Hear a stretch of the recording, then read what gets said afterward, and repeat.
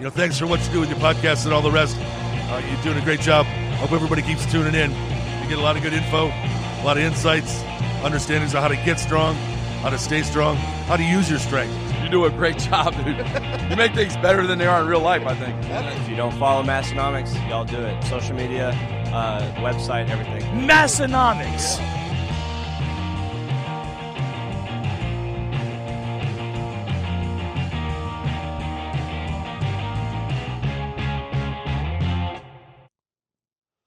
What's up, everyone? Very special episode. Do not adjust your podcast sets. This is the 10-year anniversary episode of the Massenomics Podcast, episode 524, the one we've all been looking for. My name's Tanner, still, and even my 10 name years later. Is still Tommy after all these years. Haven't changed it yet. No name changes. We're both still mostly straight most of the time. As straight as they come. And, nothing else has changed in 10 years. Really, that's it. Same old bullshit. This is the last episode. We always said we just had to get this to 10 years. We can wrap this up and shut it down. We do have a couple fun 10-year things planned that we'll get to. Before all of that, though, I got to tell everyone about Barefoot shoes. Barefoot.store. Check them out. They've served over 160,000 happy feet since they opened up their North Dakota doors to let people slip their feet into their wares. The Barefoot flops are even here for the summer, just in time. Fall Springs be damned. It was like 90 degrees today in South Dakota. The Bear flops have a wide natural shape. Yeah, it was really good. That allows your feet to move freely. And they're made with premium materials right here in the Americas. Shop the Bear flops, the Ursus, the high tops, the low tops, the canvas, the boots, the Bruins. Check it all out, barefoot.store. Use discount code Massenomics. It'll save you 10% on every single order there. And this episode is also brought to you by Juggernaut AI. Juggernaut AI is the smartest program for you. Since 2009, Juggernaut has been your trusted training resource, helping tens of thousands of athletes reach their goals. From beginners to world champions, Juggernaut AI can help you. Here is how it works. You tell the system, which is an application on your phone, tell it all about yourself and your goals, and from there, their proprietary algorithm will work towards building the smartest program possible for you. It's going to do individualized programming made specifically for your goals, and it's going to make adjustments every step of the way. That means checking in with the app before training, after each set, and at the end of the day too. From there, it's going to make sure to make the adjustments needed to get the most out of every training session. I have been using Juggernaut for several years now.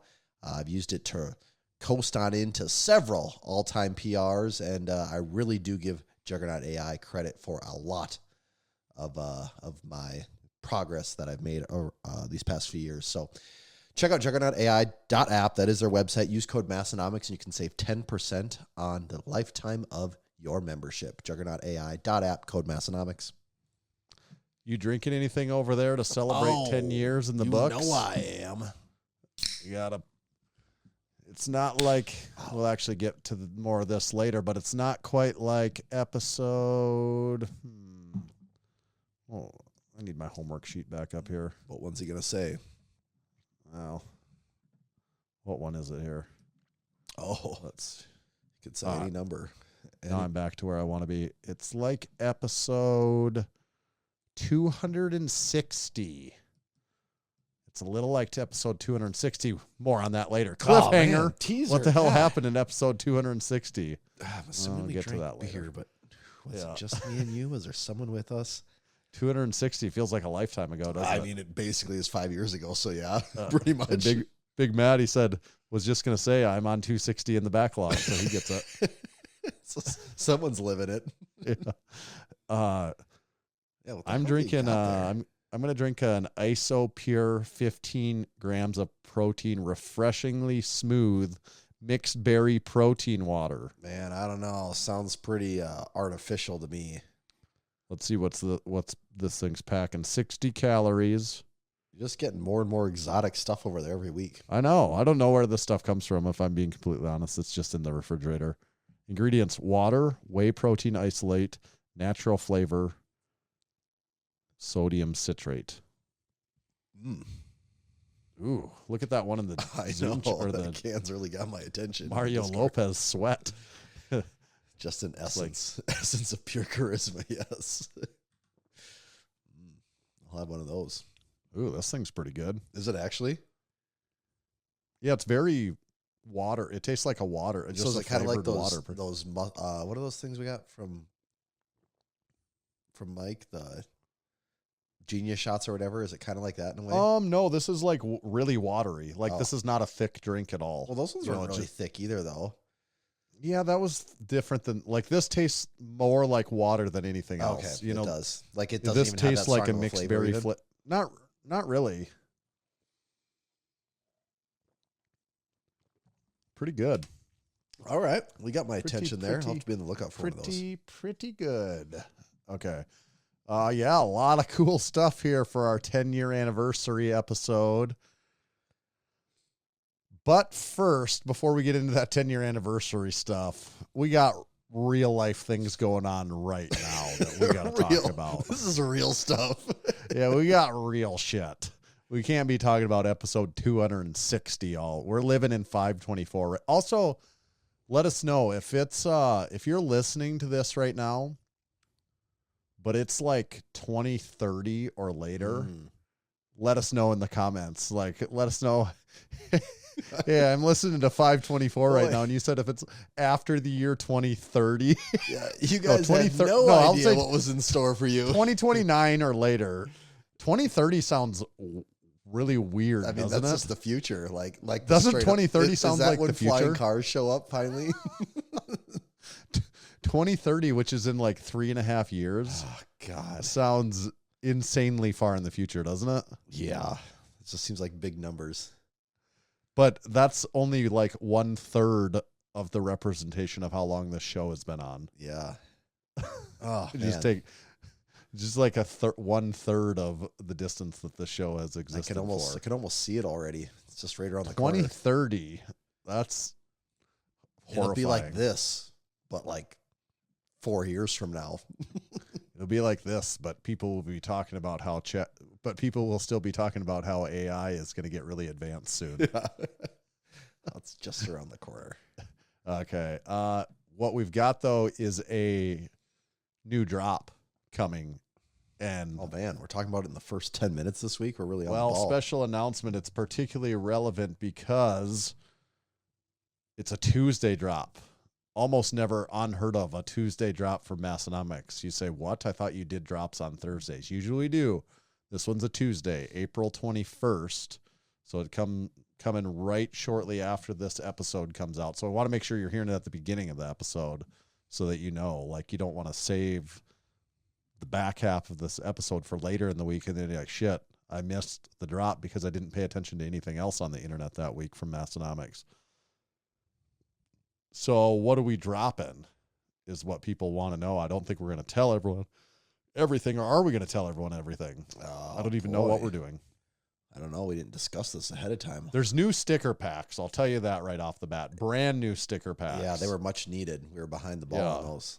Yeah, so a couple brand new sticker packs that we've never had before, and then there's 2 new tees in the drop. We'll say I think we can say there's the first ever Gym Radar merch coming out. Yes.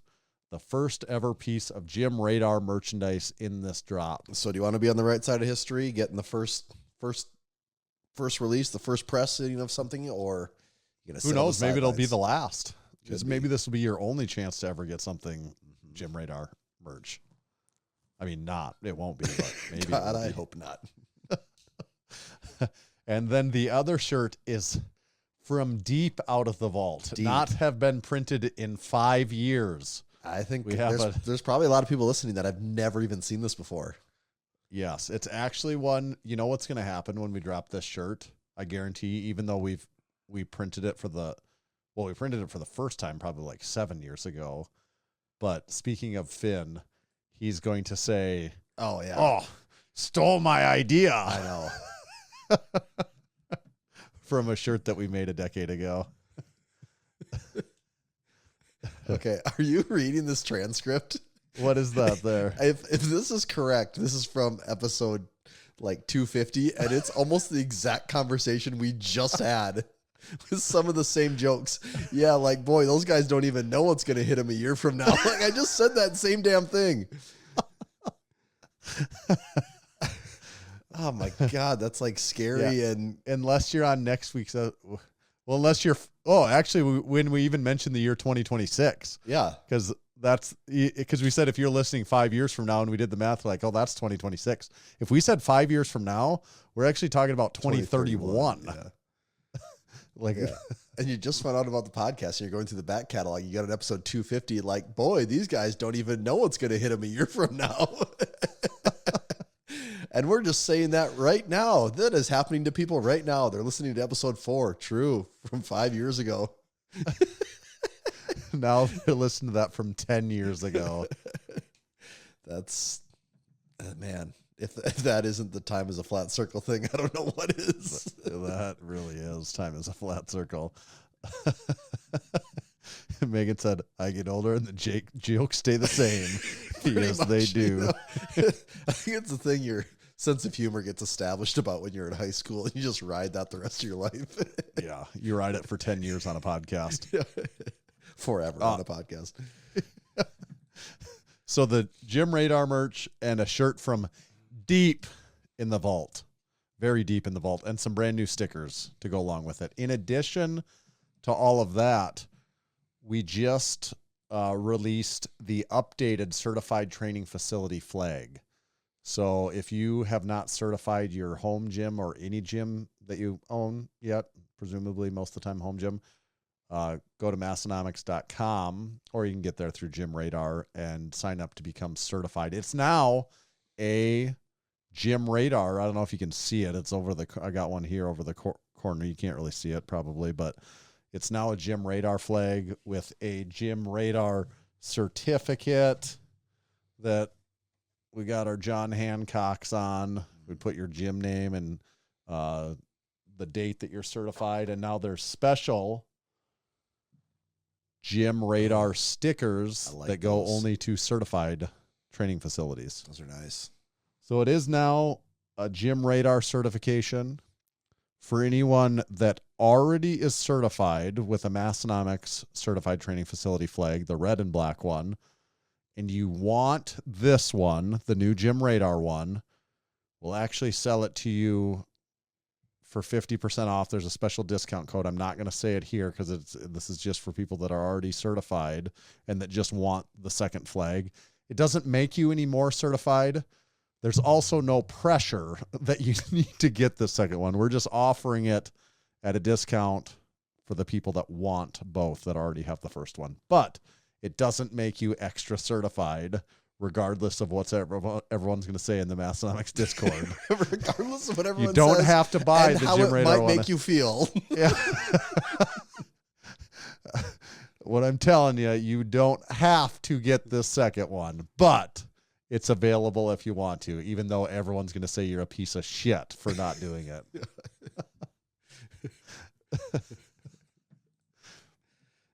So the Gym Radar, we're in our Gym Radar certified training facility era. Well, and maybe should we plant one more bug just to give a little sense of urgency? There may or may not be a few of the old banners sticking around. So if that's something you're interested in, you can reach out, and we may have a few sitting in storage that we can get. So that's the secret menu. That won't be live on the website, but if you DM, email, get a hold of us, and you're not a certified training facility yet, and you really want the original Massenomics red one, there is a secret menu for that. And that will probably not be a forever item, but we do have a few hanging around still. So your window on that probably is closing. There probably is a line in the sand being drawn as we speak. And we joked about how we could have something for sale for a decade, which this is actually a real thing that's happened. We've had things for sale for over 5 straight years.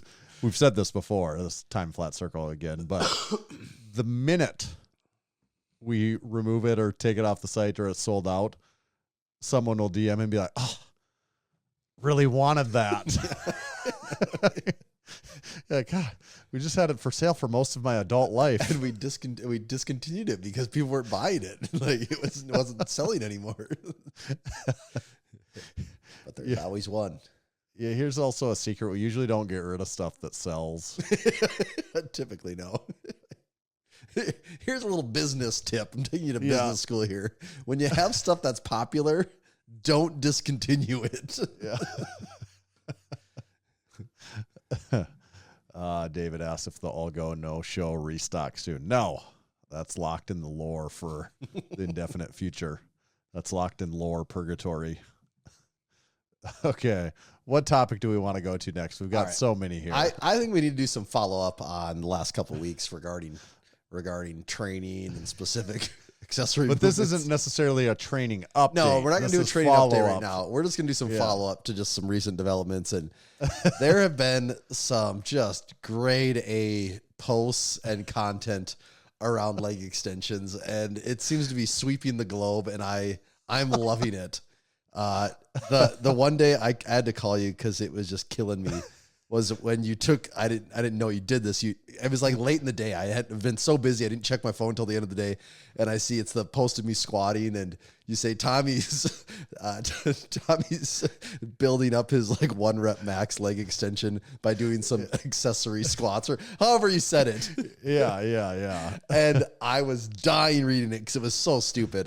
I'm butchering whatever the line was. It's much more fluid the way you had it, but and then to see Tom Haviland having like the top comment on it, on a few different ones, Tom Haviland has because he's just loving it too. He's in on the joke. Yeah, he loves it too. Yeah, and which perfect guy to be like, yeah, of course, leg extensions are a little silly. Like Tom Haviland is like, obviously, it's a. Again, we don't hate leg extensions. No, we don't. But we just treat it as very aware. Yeah, we just treat it as an accessory that it can be sort of interchangeable with any accessory for that matter. Yes. Any tertiary or whatever you say after that. Whatever the sixth most important is. Yeah, lift of the day is. That's where that ranks. And I kind of get the impression that one of the strongest guys in the world feels the same way about it. It's also funny. I haven't really seen his sense of humor like that on never. the internet before. Yeah. So it's really, he has followed us quite a while and he likes a lot of stuff. He's rarely commented. I was going to say, anything. I can't really think of many times where he's left a comment. Like and also when he gets and he's just like one of the dudes leaving a funny comment about this obviously goofy post. I just love that he gets immediately that it's a joke and like it's just adding to it right away. It's that was very funny. And even just other people, it's the classic thing when you come up with something a little funny, usually people in the just comments will just be like, okay, now that's really funny. Yeah. Okay. So just for example here's the actual post. It's me squatting.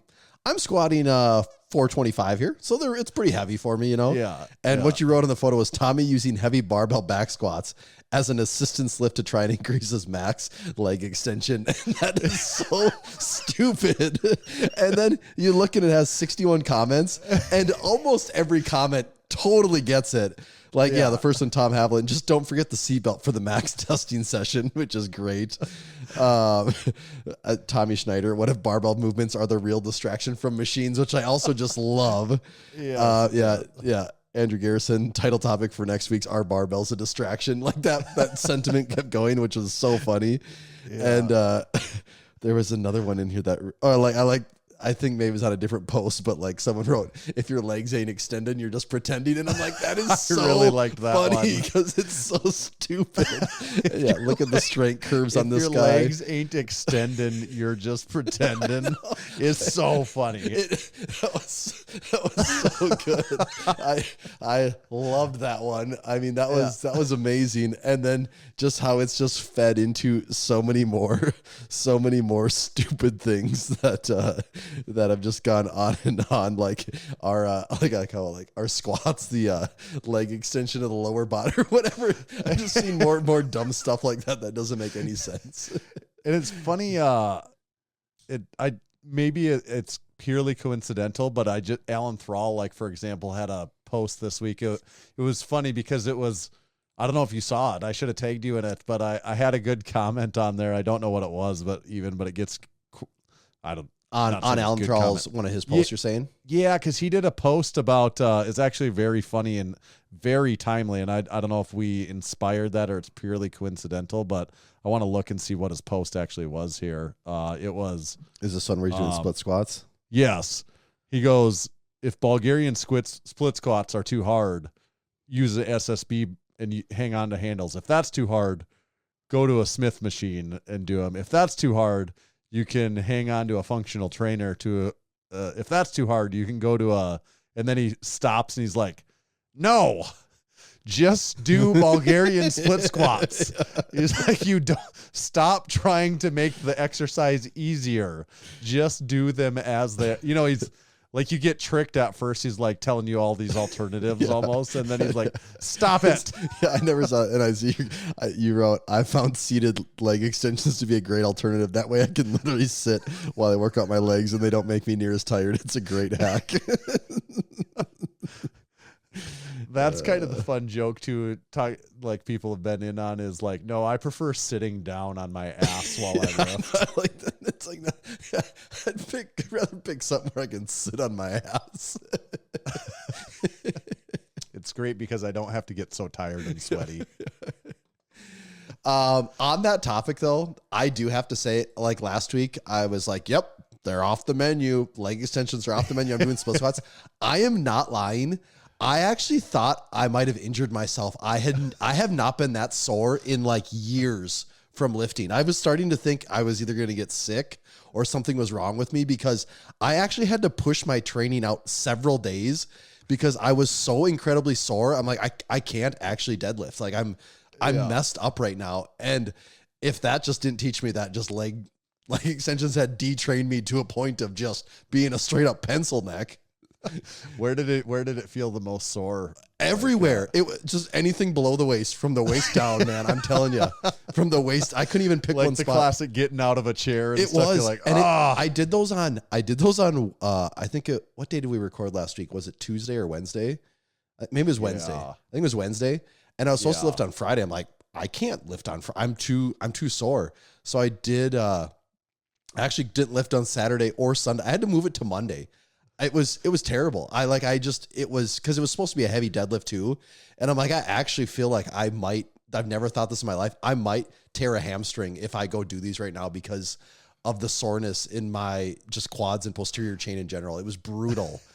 And that, ladies and gentlemen, is why you do leg extensions. So do you actually not want to cause growth and significant change? Do leg extensions. But yeah, I'm telling you, man, I have not had a soreness in my body like that in many. It was just like I had never done anything in my entire life, and I just worked out for the first time. I could not believe it. It wrecked me. Yes. Okay. What about bars? Is that something we want to talk about? It's kind of like, I was looking at the calendar with, let me see, April. I love this bar. We're basically 3 months out from the meet, and I'm like, you know what? I picked up that Rogue Ohio Power Bar in Bear Steel on Marketplace, probably like last November or something, and I've been using it exclusively since then just to try something different. Have not touched another bar. My deadlift bar, my Texas Power Bar, nothing. Just been using that bar for everything. And it's a good bar. I do like it. But I thought, you know what? It's time to get back to my roots here. Let's go. So at first, I brought out the 29 millimeter leg extensions are out, and non-Texas bars are out. And I brought out that 29 millimeter Texas Power Bar, and man, that baby's got knurling on it. All of a sudden, that Rogue Ohio Power Bar just felt like it was just like a child's bar. It felt so passive and nothing to it. It's like shocking how aggressive the 29 millimeter bar feels in comparison to that. And then when I got the deadlift bar out, a couple things. One, that's even more aggressive still, which just actually my hands were actually just not used to that. I got done and my hands just kind of had a feeling to them like they had been through something. And using a deadlift bar now for the first time in, I don't know, 4 or 5 months, it kind of felt like I was like lifting off a trampoline all of a sudden. It was very different feeling. And it didn't, I mean, also the day I brought it out was I was deadlifting 475, which for me is a lot. Yep. And so, you know, getting a little more weight, you're getting a little more bend in.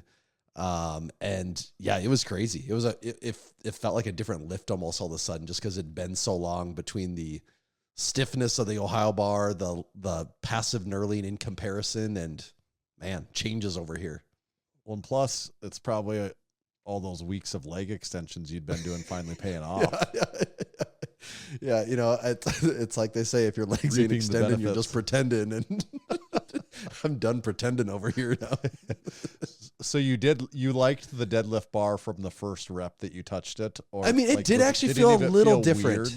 It did feel a little weird, and it is different. It is a little different. Again, I'm not deadlifting 5, 6, 7 plates like a lot of people are, where it can feel a lot different. But even with 4 plates and some change, it did feel different on me. Yeah, like better or weird at first, or probably actually in the better. It's the smaller diameter. It just, you feel like you have a better grip on it. Like, that is the thing. That's what it is. Yeah, yes. But it did feel a little springier too. Just you can feel that whip a little bit. But none of it was like, oh, this feels bad because I'm not used to it. Yeah. Well, and actually, for that matter, like I did 475. Those are my heaviest deadlifts since the meet last year. Yeah. And I did a set of 3, and they felt pretty damn good. I mean, I'm not going to say they were easy, but they weren't that. I mean, it wasn't RP10. And it wasn't supposed to be easy. Like, no. I mean, it felt good. So I'm kind of excited about how things are shaping up here. Yeah, your peak leg curl that you've been training towards is really gonna. You know what? Your 1 rep max leg curl. You know, I was kind of dissing leg extensions, but now that I think about it, lifting's going pretty good. Maybe that's where all my credit goes to, is all those leg extensions I did over the years. That's what I'm saying. If your legs ain't extending, you just pretending. Maybe we'll get into more training update. Yeah, in this episode as well. I was trying to give you this week a little peek into what my Instagram algorithm has been looking like lately. You sent me some a lot of videos of people singing, mostly. The one of those 2 guys, I used to get those all the time, of those guys. The 2 guys, the duet. Yes, they're kind of a popular one. But all those people, the comments on those videos are just amazing, aren't they? They are so funny. Like, and the videos are like, even if you want to shit on the people, it's like, well, yeah, after a while, it's just, some people that are bad at singing. But then you read the comments. They're terrible, though. Well, they are, but like, they're all terrible. But like, once you see someone really bad at singing, to see a 4th, 5th, and 6th video, right, right, it's all the same stuff. Yeah, you just suck. Like, I get it. Yeah. But then every time the comments have a new thing that they're ragging on the people for, and it's so freaking funny. The comments are brutal. And I was just dying laughing at them one night, like reading the next one and the next one. But it's insane to me. It's just, it's crazy how many, because these people, none of them seem to appear to be doing this as a joke. Some of them might be. Well, most of them don't appear to be doing it as a joke. I think it's just, they're just addicted to any type of engagement at all. Right. That has to be it. Yeah. Because to get 1,000 comments basically giving you backhanded, basically just dissing you in the most creative way possible. I mean, you have to realize that, but you also have to be like, oh, but that's 1,000 people, baby. And these are all like, they're like little music videos, I guess, because they're all shot like professionally audio, and they're all recorded in a studio. Right. Yeah. The song's pre-recorded. Lip sync to a little music video, and they're all so bad. Yeah.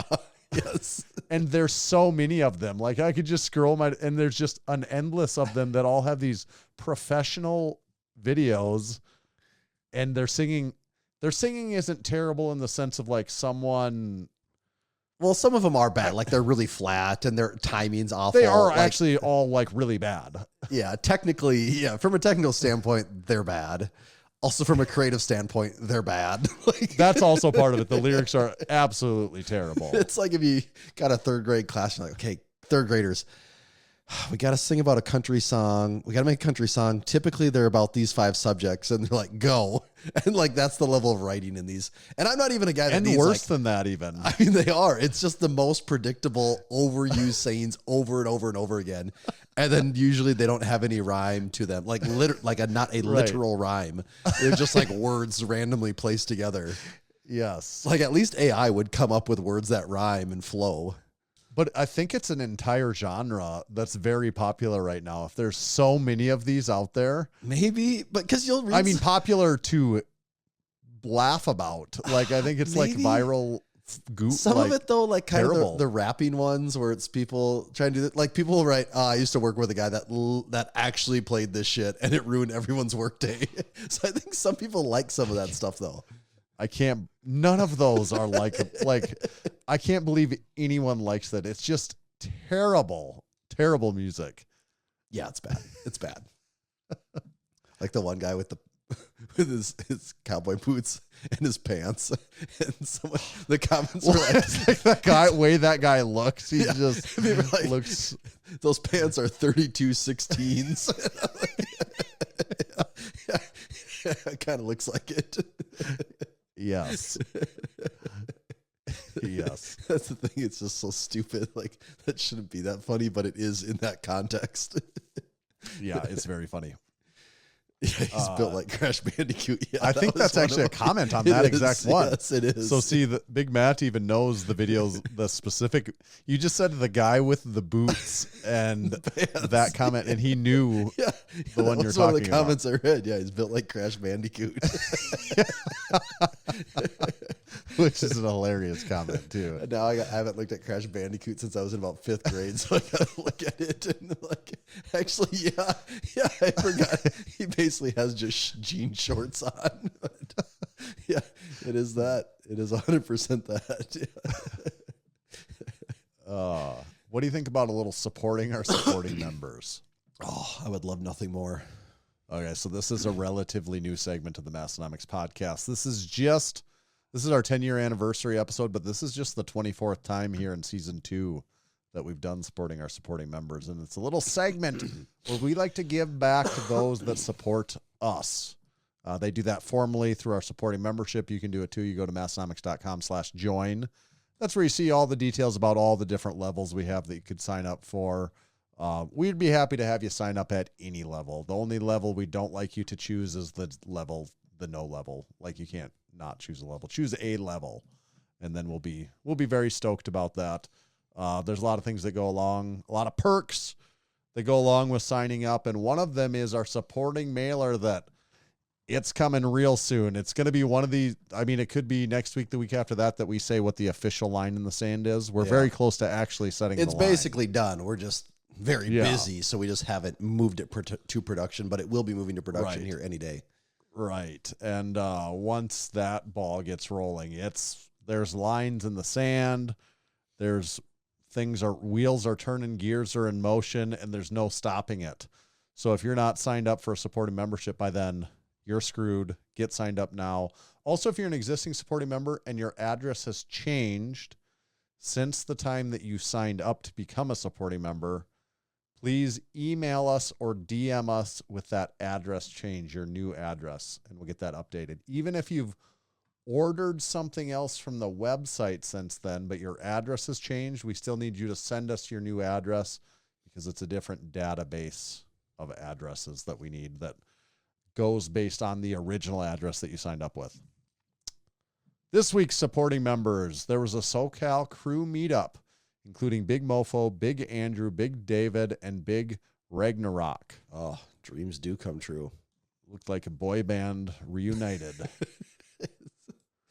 Big Will did his first powerlifting meet in 7.5 years. We were only 2.5 years into the Massenomics podcast by the time he did his most recent powerlifting prior to this one. Wow. It was back in like episode 130 when he did his last powerlifting meet. Just a young pup. He got first in his division at the Clarksville Barbell Fortress Battle. Big Daisy was a back spotter at an APL meet in Australia, and nobody died. It's good. Big Scar and Big Cody both competed in California's Strongest Goofy Goober competition at Untamed Strength. Scar got second in the middleweight women's category, and Big Cody won the lightweight men's class. Oh, hell yeah. Ron hit a family PR. His new daughter was born on April 9th. Nice. Congratulations. Big Matthew Porter Phys Ed of Eclipse Grip fame and many others, was this week's guest on Unpaid and Underrated. That's the bratty little sister podcast of the Massenomics Podcast, where they interview a supporting member each week. Go check that out. And on Half-Baked Thoughts this week, the Crew Wolfpack podcast, Big Jen was the guest. So you can also go listen to Big Jen on Half-Baked Thoughts, another Massenomics spinoff podcast. Stick around long enough, and there's And you too can make a spin-off podcast. this is like, what's a show that had a lot of spinoffs? Cheers. Yeah, that's exactly what I was thinking of, actually. Frasier and something else, I think, spun off of that. Yeah, there is another one. Frasier is what's the most popular show that was a spin-off? Okay, Cheers spin-offs.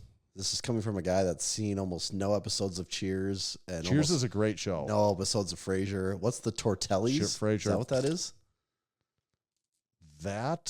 Isn't that the grumpy Focused waitress? on Carla Tortelli's Yeah, ex-husband. Carla. Only lasted Okay. 13 episodes. Okay. Wings, not a direct character spin-off. Who was the character that was? Wings is Created by Cheers producers and set in the same Okay. universe. Oh, I got it. So it's not really. I don't count that as a spin-off. Then Yeah, really, I agree. per se. Cheers is a good show. Frasier, I don't like it that much. Yeah, and I was never. But what was the most popular spin-off of a show? Well, according From to a show. this, Frasier, Law and Order SVU, or The Simpsons. So we're saying, what is The Simpsons a spin-off of? The Tracy Ullman Show. Never heard of it. No, I'm not accepting that as a response. I've never heard of that. That's made up. Apparently, The Simpsons was on there first, though. That can't be an answer to my question because The Simpsons is too popular to be considered a spin-off. Okay, It well, here's voids the answer you're looking voids for. the contract. Here's the answer you're looking for. Young Sheldon. The Big Bang Theory. I think Young Sheldon is a popular show, isn't it? I think so. I just can't do that. I'll never forget. I saw a tweet one time, back when people were making funny tweets, and it was something like, I'm totally going to butcher this, but it was something like, my pitch for Young Sheldon episode 1. It's like, Dad enters room. Sheldon, there's toys everywhere. Undoes belt. Get over here, Sheldon. It's like, it's just it's so stupid. I mean, I'm butchering that, but it's so stupid. Young Sheldon. I'm just guessing you're a big Bang fan. I just Big Bang Theory. I just watch it nonstop. I can't get enough of it. What's the comedy sitcom we would often talk about that you don't like? Oh, How Over I the Met Your years? Mother. How I Met Your Mother. Yes. Yeah. Classic. Yeah.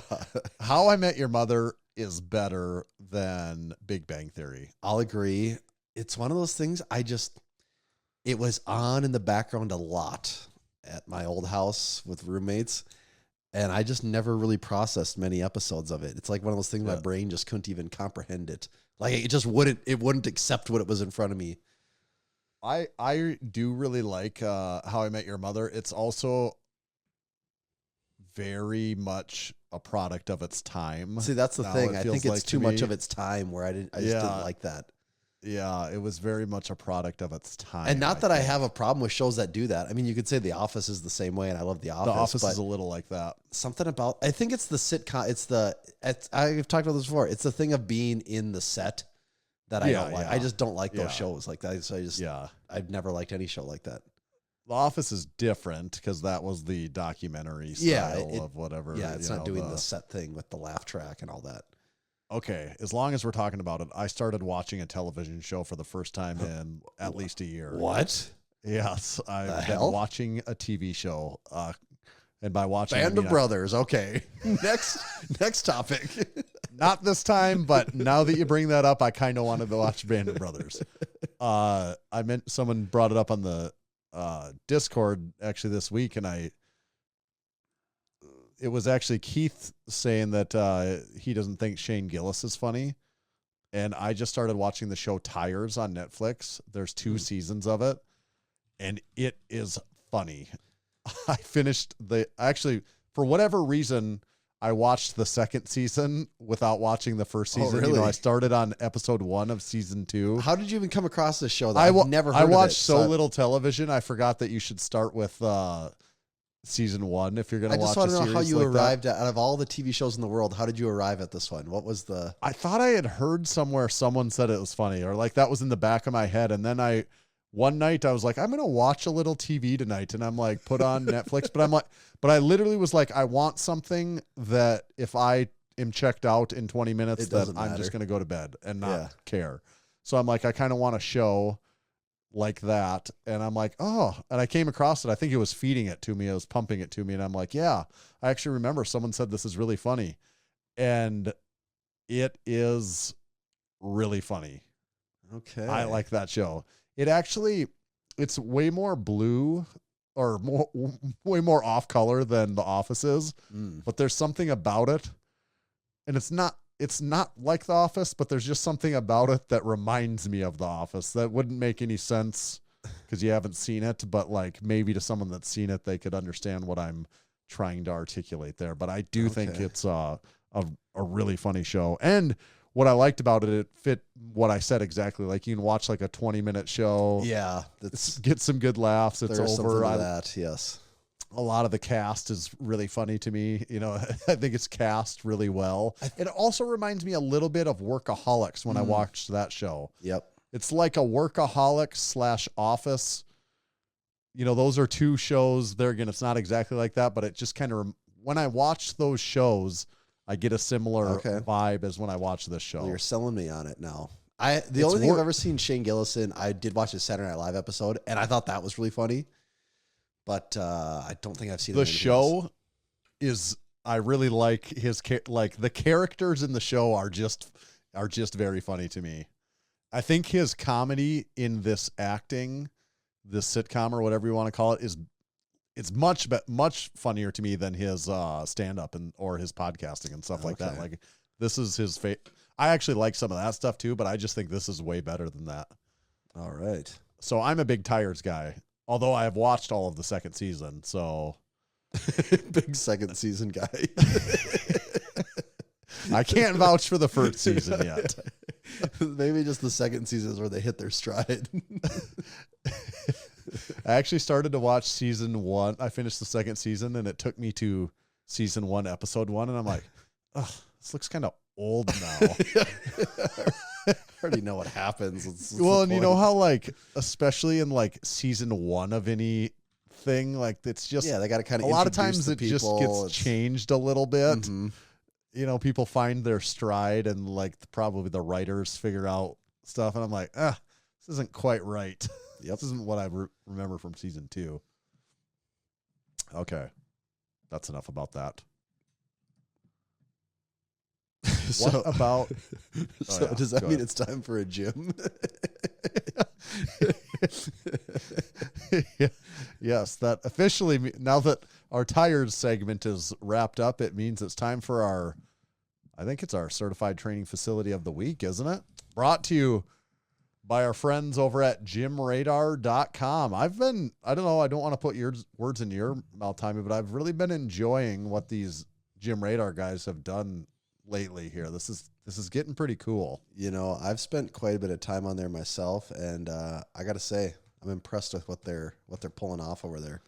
Yeah. I like talking about vibes. I really like their vibes. I feel like I feel like these are guys you could go have a beer with. I think these guys are going to have like a lot of beers with. These guys, I feel like you could go to the circus and these guys could get pulled out of the crowd randomly, and it would be pretty entertaining. Not to get super specific on what I feel like about these Gym Radar guys. I think you're right, though. I do think you're right.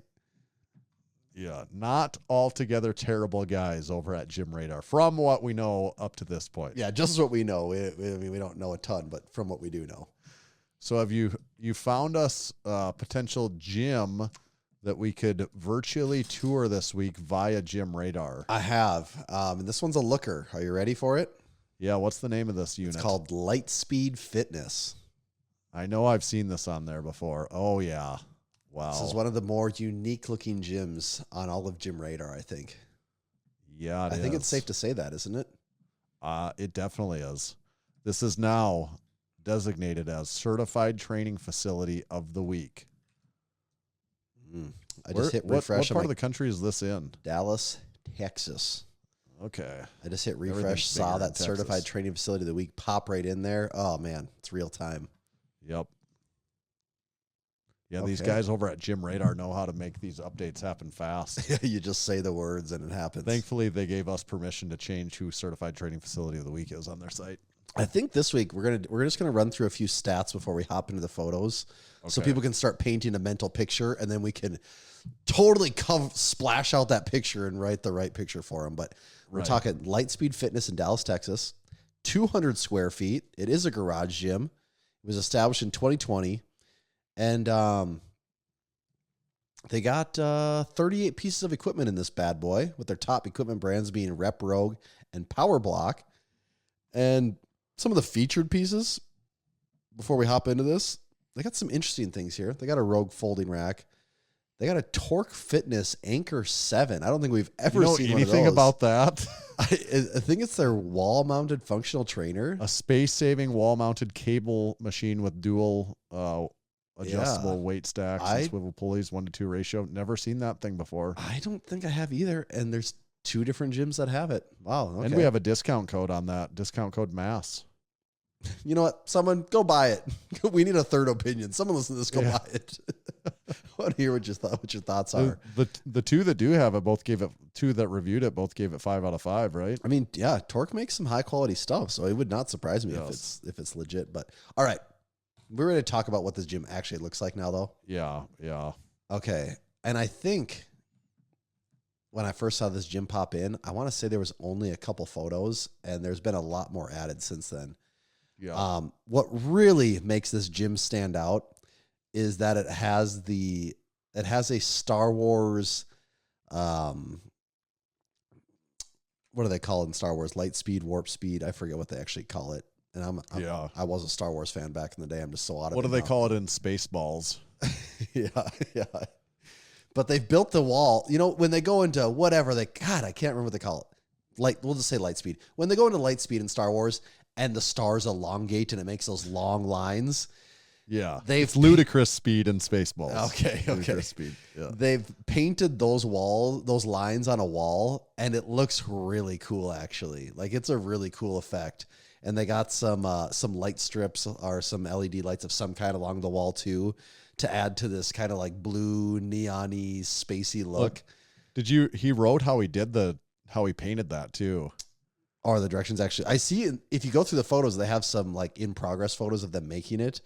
But he said he did white walls for the whole garage, then some painter's tape and black paint on the gym side led to my best attempt at the Star Wars hyperspeed jump in black and white. This was more clearly visible when the gym was less equipped, but yada, yada, yada. But yeah, he talks about that exact thing that you said there. Yeah, and right at the center of like where the hyperspeed lines converge, that is where he has, it's basically like a storage rack kind of. Yeah. Right? You know, he's got some dumbbells really on there. Cool looking. Yeah, he's got a TV up top, and then he's got some plate storage. He's got some dumbbells. I can't tell if that's a kettlebell or a fat bell up there or what it is. But it's just right in the center. It does look so cool. And then down on the bottom, are those the Power Block kettlebells down there? That's what it looks like. And then he does have the Rogue wall-mounted rack, which I'm just going to assume he does what everyone else does, and that thing is permanently out. Nobody ever has folded up a wall-mounted rack. If you're listening to this drop and you actually if you routinely fold up your wall-mounted rack, please drop that in the YouTube comments. If you've ever folded it up like twice or more, drop that in the comments. And it doesn't count after the first week. You know, you might have done it a few times the first week you had it, but after that, right, you didn't do it. Right. Okay. Also on this wall, though, so there's the Rogue rack there. There's some wall control in the back. We got some various attachments. He has jammer arms of some kind here. I don't know. Are those, do you see, are those Rogue or what does it say those are? Those are I saw those. Those are Griffin Fitness. He's got Griffin Fitness arms, and he has the megalith handles on those. So he is a man of class over here. We got some barbells, various barbells around. He has the Iron Master bench. Got the Freak Athlete, Freaky Machine, whatever they call that, you know. Yep. Getting freaky with it. And then he has for the Iron Master bench, yeah, he's got like some of the like the leg attachment and some other things. Yeah, he's got the leg attachment pro. He's got but what's interesting is he has that he has the leg attachment rig, he has it in the photos here. He has it rigged up to that torque functional trainer, so I guess it gives you some plate loaded capabilities for a leg extension machine, which is a cool way to see that. Yep. Looking at the attachment wall, we got some, kind of looks like my rep curl bar attachment. Oh yeah, I think he has the same one I do there. He's got some Eclipse grips in blue. What else do we got? Got a wall ball target. Oh, this is interesting. From his torque machine, like functional trainer, he does have ceiling mounted pulleys. Yeah, some ceiling mounted pulleys to give him a lat pull down. Kind of reminds me of Dr. Taddywaffle's setup a little bit. Yep. That's cool. And then he has his Nike Metcons 9 showing its inspiration. Oh, that's why that's not an incidental picture. I didn't read the descriptions. That is cool. Okay. Yeah, I do like that. And then, it's just some different photos of the lighting in the gym when it's all set up, which is, you should look this up. It's really cool. Got a Concept 2 rower, a bunch of different plates, a plate tree. Then, you can see various stages of this over time. But, man, what a cool gym. And it's the certified training facility of the week. We saw some cool pictures. We analyzed some of his equipment. What I really want to know, though, is, Tommy, do you think you could get strong there? Oh, hell yeah. You're not just saying that because he has a leg extension set up for that Iron Master bench, is he? You can trust my unbiased, honest opinion here. I would not say I think I could. I take getting strong places very seriously, and I would not say that I think I could get strong there if I didn't really feel it. And I think I could get strong there. Yeah. So let's just say my legs would be extended. You would not be pretending. I can vouch for him. Is very unbiased and honest when he delivers these opinions. So I'm also unbiased and honest. So you can know that my opinion. It sounds like something that someone that's not very unbiased and honest would say. Yeah. Okay. Speaking of things that are unbiased and honest and just great to check out, go over to EliteFTS.com. Check out their band selection and their wraps and straps. People are always looking for different wrap straps, knee wraps, elbow sleeves. They've got a huge variety at several different price points when it comes to wraps and straps. They're also actually 20% off now on most of them. And then in addition to that, you can save 10% more with discount code MASS10. So straps, wraps, that stuff ends up being 30% off. Can't afford not to at EliteFTS.com. Discount code MASS10. Should we get right into this? Yeah. We're going to do a radar report too. Oh, crap. Yeah, do we want to do that right now or do we want to do that on the other side? We could do that on the other side, I think. Okay. I think we should get into, I need a little intro into this, a little kind of something to really set the tone for 10 years. And I think I've got just the thing right here. I think this is really going to set the tone. It'll get us in the right mood. A little mood music.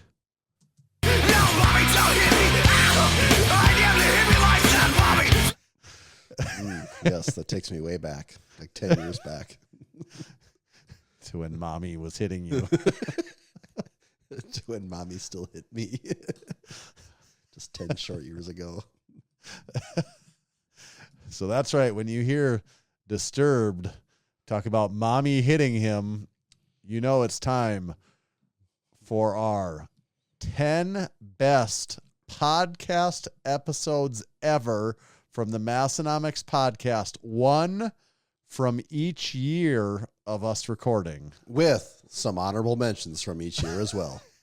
So yeah, it's like the 40 best, but we picked 10. We picked 10% of our catalog. This is the top 10%. Yeah. And we did pick one from each year. So we didn't just pick our 10 favorite. Each year we had to pick one. And some of these were a lot easier and a lot harder than others, actually. There's been some of these ebbs years, and flows to this show. Some of these years, I'm not sure if we recorded a single good episode. It's true. I was there for it. I was there for it. We went full years without putting out anything decent. That was long ago, though. So our 10-year anniversary, we're going over our top 10 podcast episodes. We got all these looky-loos still hanging around in here. Yeah, should we get rid of them? They got to go. Yep. They can't. They ain't got to go home, but they can't stay here. They've been riding our coattails for 10 years. It's time to get rid of them. Okay. So I'll set the stage on our timeline then. We put out our first episode in April of 2016.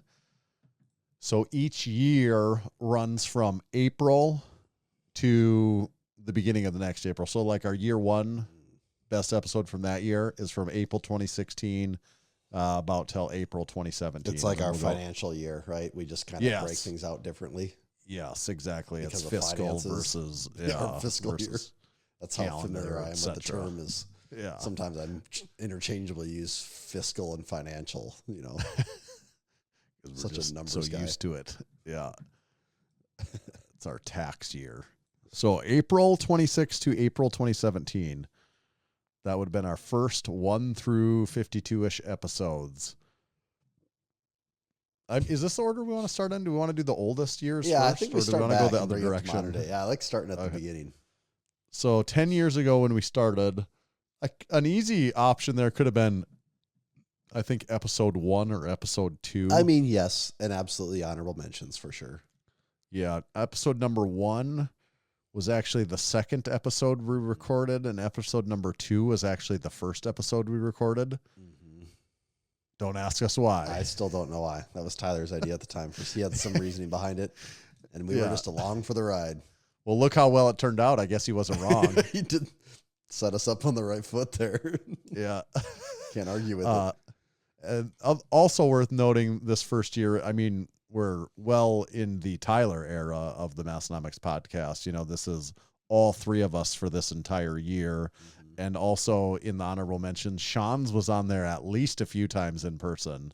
He came down to Tyler's basement with us. Which is also very funny to think about now. A 4-person in-person episode. And there's actually multiple in-person people that we had in that first year actually that came to record with us. And part of that I think was just like idea generation where I was like, oh, you can get someone else to come talk and we'll figure that out. So we got the Sean's episodes. We did that yoga episode where the woman came over to Tyler's and we all did yoga before we recorded the episode. Mm-hmm. I remember. I don't remember anything about the episode. I remember doing the yoga in his living room. Yeah, I don't really remember the episode that well either. But yes, same. I do remember doing the yoga. Yeah. And Dan Bell, episode number 51. Isn't that funny to think about? How at early, the Arnold, in our Arnold Airbnb. Well, actually, that was almost a year in, actually, really. Almost a year in, yeah. That was at the very end. How early in the Massenomics journey we crossed paths with him. That's kind of crazy. Yes. Yeah. What I remember there again, what I remember the best is walking through the park. Oh, after we'd walked all day. And Dan was like, what the frick are we doing? Like, why do we have to walk so far? I know. Yeah. Now you would just call an Uber every time. Yeah. You're right. And then episode 30 with Nick Tyluki live from Minnesota, his gym. That one's funny to me for a couple reasons. Is one, it always feels so much later in the timeline to me than episode 30. Our first ever video recording. The first time if you go to YouTube to watch the podcast, it is the first one is episode 30 with Nick Tyluki, where we busted out my camcorder for the first time. And just put no thought into how we're setting that up or any of that. Like now there'd be quite a discussion about that. And at that time it's like, camera over there, we'll sit here. And it's also, I was just thinking about this the other day, actually. He had a sweet home gym. I'm assuming he still does. It's probably even better now. I would imagine he's added stuff to it over time. Like that wouldn't be a bad place to go tour someday. He's maybe sold stuff, because I know I've talked to people that have bought stuff from his gym since then. So I don't know what his home gym status is currently or not. Okay. Yeah. I mean, it could have just been normal buying and selling. Right. Just switching things out. And Right. But I know I ran into at least one or two people over the year that have said, I actually bought something from him. I went and picked it up off the Facebook Marketplace. Interesting. That was... Yeah, I remember. But our best episode of season of just year one, it's actually 2 co-episodes, all-time classics. If you haven't guessed by now, it's episode 32 and episode 33 of the podcast, the Party Cast episodes, live from what was the name of that? It's like a what the hell was that called? It's like. I can't remember that building's name. I can't remember either. Yeah. It's actual offices now, isn't it? Okay. I think so. Like it's right kitty corner from the zoo, actually, for anyone that's been to Aberdeen and been to the zoo. It's very close to the zoo bar. It's just to the southeast corner of the zoo bar. And that was Southwest. Southwest corner. That was our 1-year gym. Or it was just like a gym Christmas party, I guess, I think.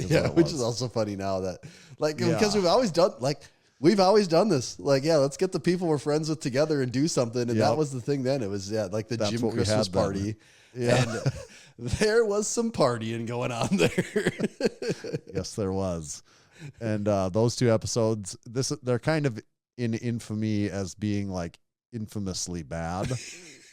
I guess is what you might say. There was probably no less than 30 different people on those episodes. Mm-hmm. And if there's one thing that I know that makes for great podcasting, you get like 20 people all together on the microphone, most of them of which have never podcasted or maybe even listened to a podcast at that point in time. And many of them have nothing to do with Massenomics at all. They're like spouses and friends, like people that had just no connection to anything. Yeah.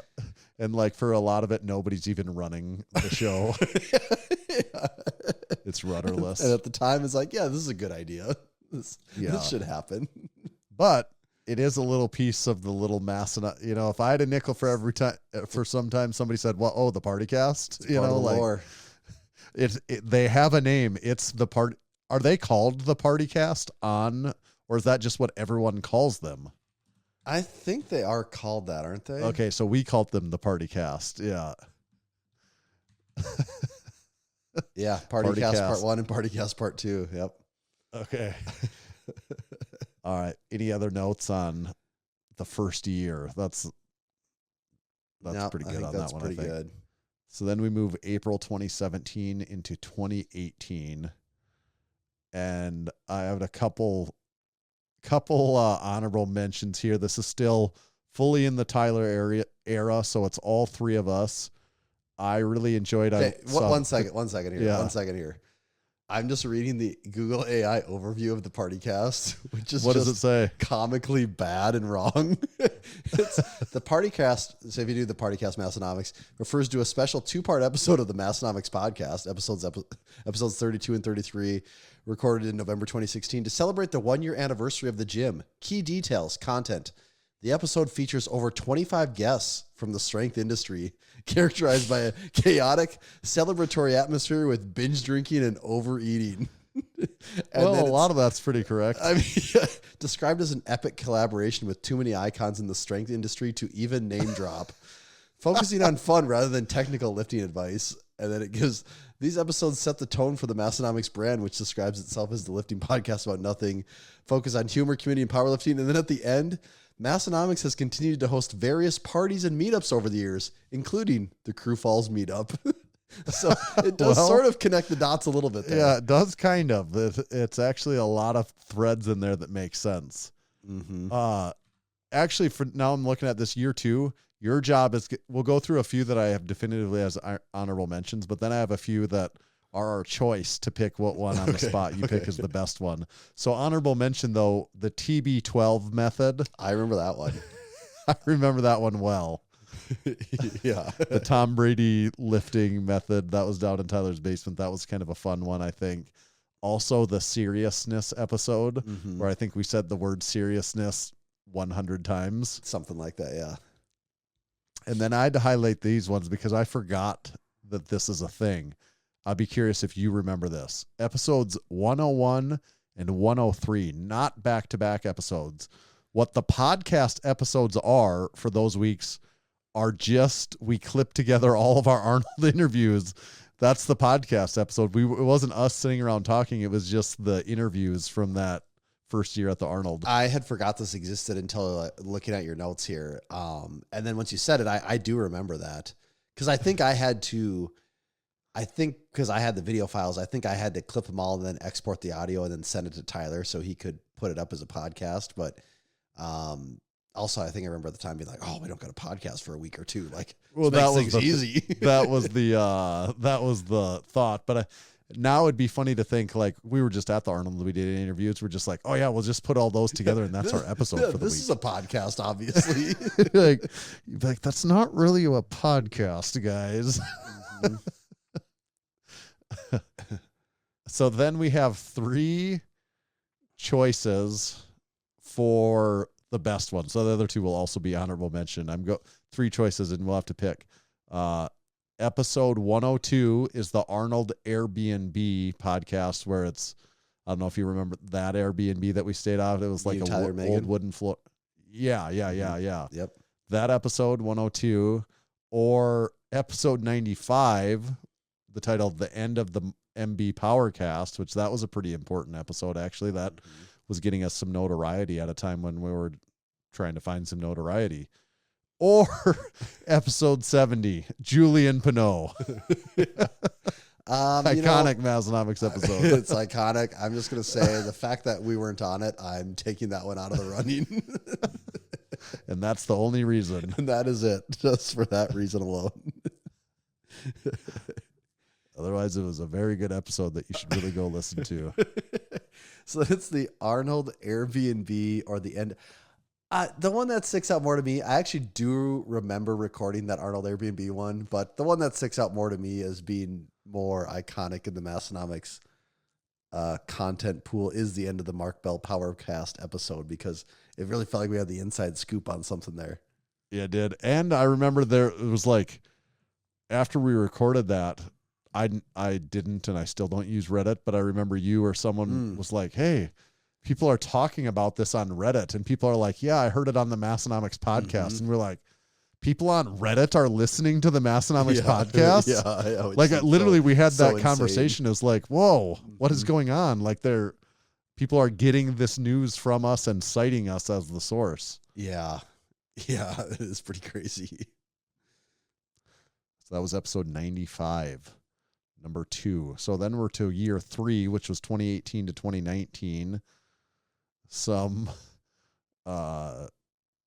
It's actually a transitional year, is what I would call it, 2018 to 2019, because you'll see in actually some of the episodes the differences here. So 113, how to start your own gym. I just thought that's noteworthy because back in 113 we were talking about how to start your own gym, which is totally a topic we would talk about today, but not would be how to start your own home gym, right? Like, and that wasn't the phrase that we used, right? Then, because that wasn't that wasn't a thing many people did in 2018. Not right. There are people that did, but there was not many that had a home gym in 2018. Right. 119.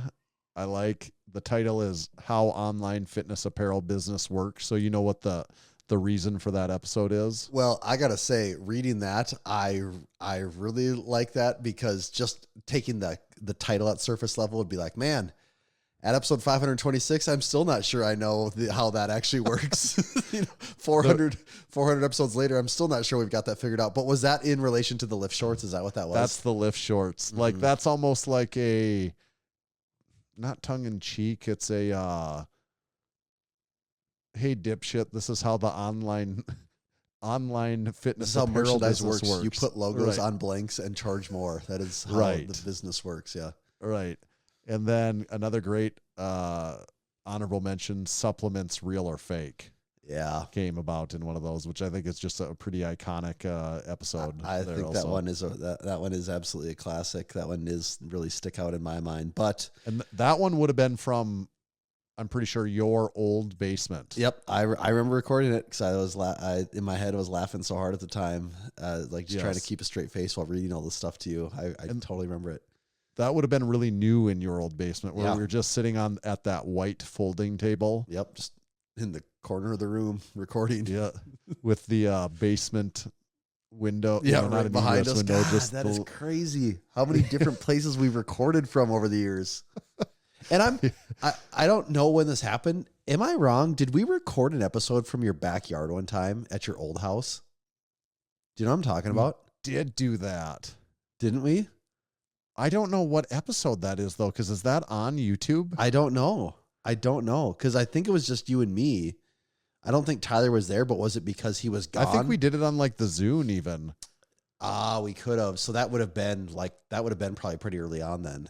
But was it prior to being on YouTube? Because I want to see the video of where we were doing that. What episode that is that we were sitting at. But didn't we record one outdoors at Tyler's house one time too? Like we were sitting in his back patio. I'm like almost positive, and I couldn't find that one either. I don't know, because I feel like we went outside a few times, but I can't remember recording one. But we did record one outside at your house, though, didn't we? I forgot that at my old house. Because I Yeah, could have like- swore we also had a conversation and like, man, if we could get a sponsor, like one or two sponsors that would even just pay us like $10 a week, we could make like $20 a week podcasting. And we're like, that'd be pretty freaking sweet. I barely remember that us being out there. What? Yeah. I want to see if I want to look up that YouTube video. That would be funny to watch now at this point. Because the other one that I couldn't find, I'm like, what episode? Didn't we record one from the entryway at the gym? Yeah, and Ryan was there too, my brother. Right. And I couldn't figure out, because I thought it was like the episode after Tyler left. It would have been right around there, yeah. But it wasn't like 120. It should be like 125. And I clicked on a couple and I'm like, I do not see where this video is that. And I'm like, Really? maybe this is the Mandela effect that I think maybe we never actually recorded an episode from the entryway of the gym where we set up those boxes. And used them You know, I as was the going to say, podcast table. but I was there too, but that's exactly how the Mandela effect works. Everyone's like, yeah, no, I was there. I remember it. Yeah, we set up those boxes and we put we set up the. Okay, What- now you really got me thinking, because this should be such an easy one to find, because it was like after Tyler left, there was just a couple of weeks where we recorded with Right. like three of us. But it was like it goes, from what I see, it goes right from Tyler's house to your old basement. And I'm like, I could have sworn it was like the episode after, when we were trying to figure it out, like where we're even going to record. And it wasn't apparent to us yet that we were just going to go to your basement. I see my old base. Oh, I found the one outside. Oh, it's episode 115, Dave Hoff's new record in IPF Worlds, and Ryan's there recording it with us. Okay. Yeah, that's the first episode after Tyler's basement. What episode is that? It's the one where you Photoshop in Dave Hoff when I'm on my bachelor party, and Oh, we all yeah. got our shirts off, and you have him like suiting up. Is there like pizza rolls on that one or Yeah, something? and those too? bagel bites in the corner. What episode is that one? 115.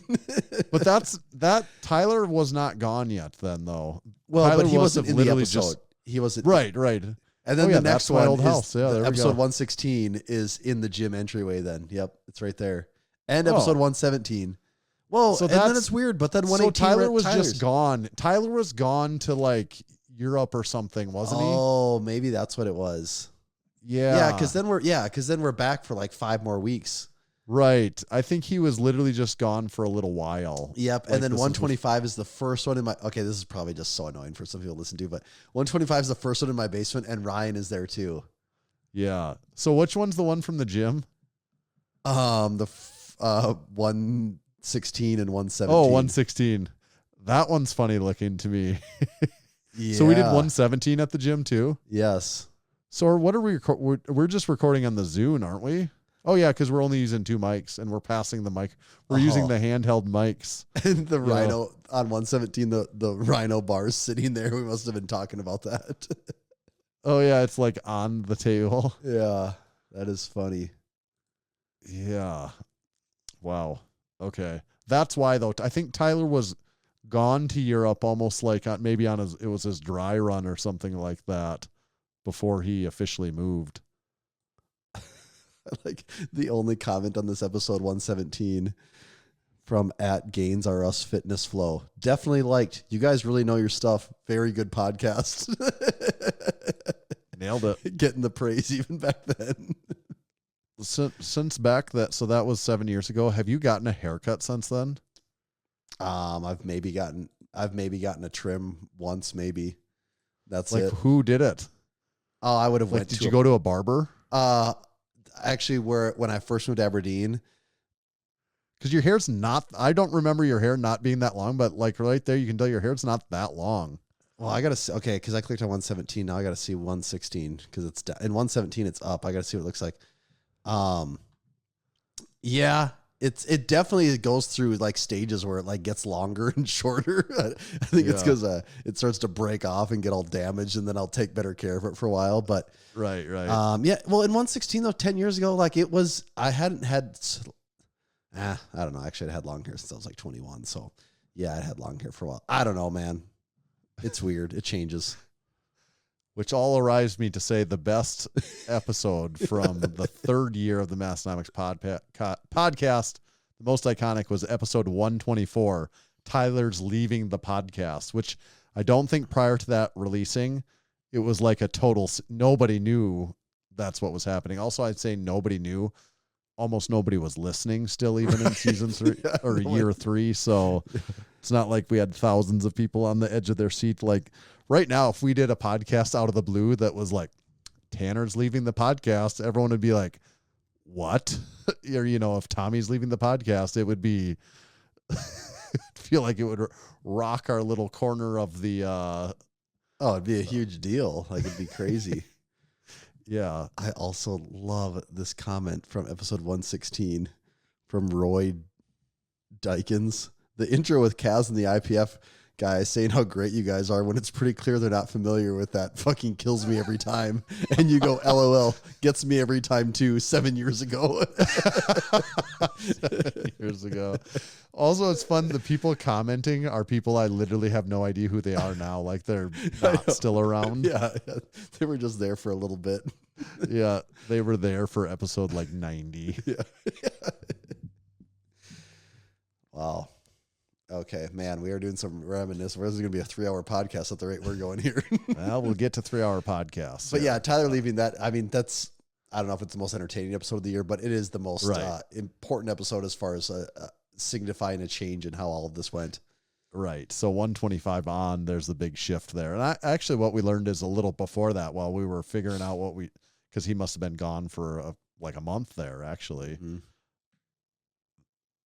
Year 4, 2019 into 2020. If you remember history, there was some things going on, everything that was going on in that time frame. So also a very important transitional year for the Massenomics podcast. Some of the runners up, I'll say episode 173, Coop Live in your now old, but at the time new basement. Mm-hmm. You had just moved into your new house. Yeah. Like so there's almost like nothing in your basement. Yeah, I think I'd lived there for like a week or two, something like that.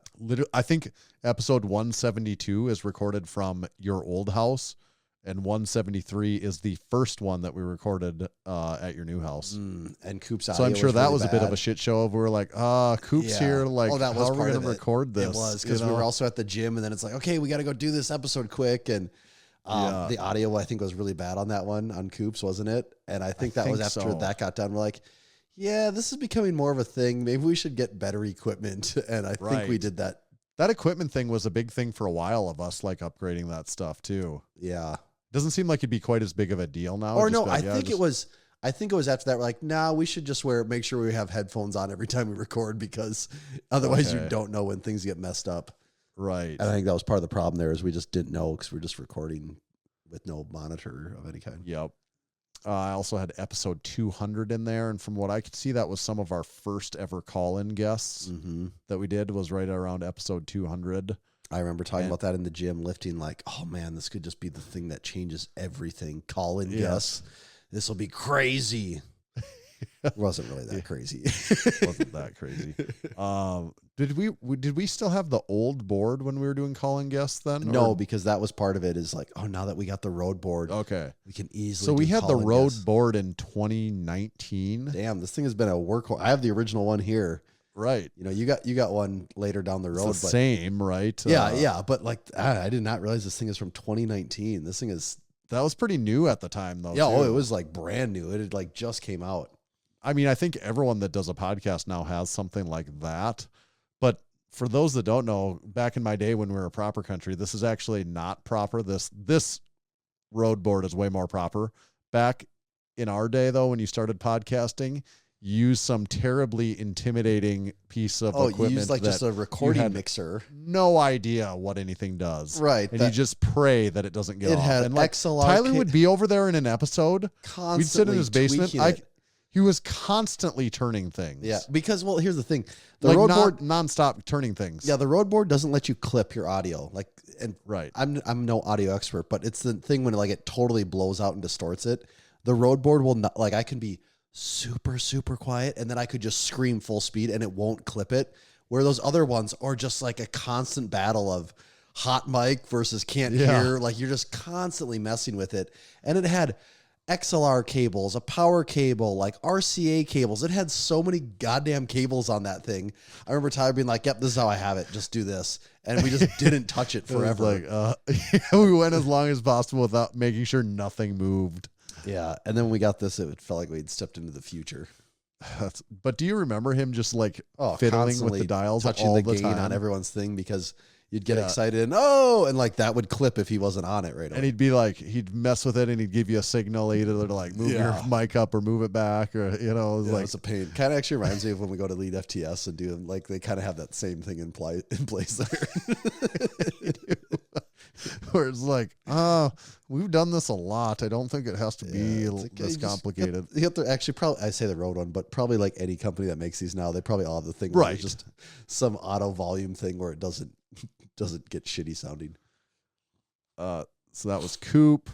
Episode 200, our first guest. Episode 211, I wrote down the title was Garage Gym Bubble of 2020, Man. which I just love that title. I do. That's so we were really recognizing what was going on there, though. You know, like that was obvious. Everyone talks about it now, that like when we listen to their home gym podcasts or anything like that, they're like, well, obviously, you know, I started my home gym in 2020. Oh, that like, line. That's always been an odd line to us because we'd been at the gym for so long prior to that. And, you know, we'd had Massenomics gym for so long before that. So it's like, yeah, when I started lifting in 2020, of course. And I'm like, well, what? No. What'd you do for the 20 years lifting a before long that, time 10 before. years Yeah. before that? But why'd you start then? What were you doing? But that was a real thing going on. Like there's a big part of this niche we're in now exists because of that, really. But the number one I put was episode 206, where our world got rocked. The title was The Arnold That Never Was. And we had literally packed everything. Yep. I was coming home from work the night before. We had a very early morning where we were going to get on the road at like 5 a.m. from Aberdeen. And I was coming home from work and people were like texting me and calling me and saying something like, I think nothing had been canceled. You know, eventually all sorts of things got shut down. Yeah. And that seems obvious now. That was 6 years later, that's what was going on. But at the time, nothing, like before the Arnold, nothing significant like that had gotten shut down that I was aware of. And I think they'd like canceled 1 or 2 NBA games or something. And that was like it. And it was like, yeah, the governor is on TV right now saying that the Arnold Sports Festival is canceled. And this was the day there was people there already. Yeah. You know, there was people in Columbus, Ohio for it that had beaten us there that were already there. And he's like, yep, it's canceled. And I called you I remember calling you on my drive home from work. I know. And I'm like, I remember looking it up on my computer. Like I saw the video and I'm like, no way. And I'm Googling because I was like, because I don't think you you had heard it yet, no, heard about it yet I was either. Just and I was like, working all day, minding my own business. And I was like, check it out. I think the Arnold's canceled or something. And you're like, yeah, it's canceled. I remember like I was still on the phone with you by the time I got home and I'm like, so what are we doing? It wasn't obvious even immediately. It's like, well, we just don't go. Like you'd think, of course you don't go, but it was like, well, if there's like half as many people there, it's still going to Right. be really good. And that was where it was for us is online. Like we just didn't have a huge audience online. So Right. like the Arnold was a massive deal for sales. Like it was a really big percentage deal. of what we're going to do for the year. And like, yeah, like 2019 was just, or 2020 was just shaping up to be a crazy year too, because we had a double booth. We actually knew what the hell we were doing. Like we had done some serious research and like plan layout ahead of time. yeah, we like were pretty jacked up for it. we were actually. like, we were really pretty thought pumped. like, you know, to use our saying, like, we're like, oh, it's March and we're going to make our nut for the year in March right here. Like this is when it's going down. yes. Then we got to do a big like online sale in the community. Yeah, Really it actually turned out was for that. like and probably our craziest online day ever at that time. right. So that it all worked out with everything that was going on. So the next is year 5, 1, 2, 3, 4, 5, which would be April 2020 into 2021. And some honorable mentions here really get into call-in guests, I would say. We had Jess Bittner on. I just wrote down a few that Yep. I thought were, that was a cool one. Dan McKim, I just think it was very funny. We had Grant from the Strength Co. on for the first time ever. Funny to think We about. didn't even that. know him. That was pretty much how we met Grant, was on the podcast. So weird to think about now. Yes. Yes, very weird. We had episode 220, which was back in studio. We were recording remotely. So I would sit down. We would do it over the... Yes. I don't know. I think what you we had would the do it. Zoom I would record natively. on the Zoom, and then I had the road board, I think, is how we did it. And there was just no video there for a few weeks. Yeah, I think so. Yep. It was just it wasn't for very long. It was maybe for 5 weeks or something. Yeah. There's no video. I would make the video at the time and I just would put a place. I would sometimes rotate it. If you watch those episodes on YouTube, I'm just putting like 6 of the most random Massenomics images from my catalog. And I would like every 20 minutes, I would just change the still frame on the YouTube. So if you watch that YouTube, there should be some different funny images in there. I forgot actually. about that too. Wow. But I think I would record. We would do would we do like a FaceTime then? God, did we? I don't even know. Or did It we must, just have? I remember sitting in my old basement on the couch there, and I'm pretty sure I'd pull up like I my think iPad so. and we'd do Yeah. a FaceTime. I think you're right. But then we'd each Yep. record natively and mix it together. The audio, yeah. Because there's no combine video, so we'd audio have and to worry about post, that. Yeah. Man. If only we knew that there was a thing called Zoom. Was Actually, there? actually, well, I mean, it was, but actually, it still went. It would have been a little tricky still with the recording equipment. Like it wouldn't have been Right. an easy, obvious thing. But Right. man, that's crazy. Episode 241, first episode in the new studio in your basement, where visually our visual presentation got a huge facelift big time on episode 241. I still remember after that, you sent me the clip. I believe it was 50% facts, and Jim McD is like, "Man, those Massenomics guys, they must Looks have like spent they a know what ton of they're money. doing." Their studio looks great." Yep. And now it's like, oh yeah, because we put a neon sign and some chairs and got some basic light. Actually, got that some was, depth and some lighting, yeah, Yeah. We weren't just like our backs weren't against the wall for the first time ever. yeah, a white wall with just a flag pinned against it. Which was basically that was our backdrop for the first 240 episodes in different variations. There's different flags. Like at time, it's funny, in your old house, it was the blue lift flag. For some reason, when we moved to your new house, it was the "Don't Curl in Me" flag. I know. I don't know why it changed or what our don't either, logic but was it there. It's did. just like, we're due for a change here. That's really funny. Then the infamous neon sign that's now in Massenomics Gym. That is a piece of Massenomics history, that neon sign. We did spend a lot of money on that sign. Yeah, because it's so big. Especially at the time when we still, didn't have a lot of extra money. I think that sign was like $400 or $500, wasn't it? I thought it was like $500 or $600 or something. And now that the world's changed, damn thing's probably like $1,000 now. I suppose, yeah. Sweet sign though. Still, it's a cool part of Massenomics Gym when you come in there and the lights are off and the neon sign is still on. That sucker's just glowing. Yep, hasn't been shut off in years now, actually. Okay, but the number one or the most iconic from that year would have been episode 260, which was our 5 years of podcasting anniversary, which would have been 5 years ago from now. And that one, if anyone gets a chance, check it out on YouTube. We are wearing suits and ties for episode 260.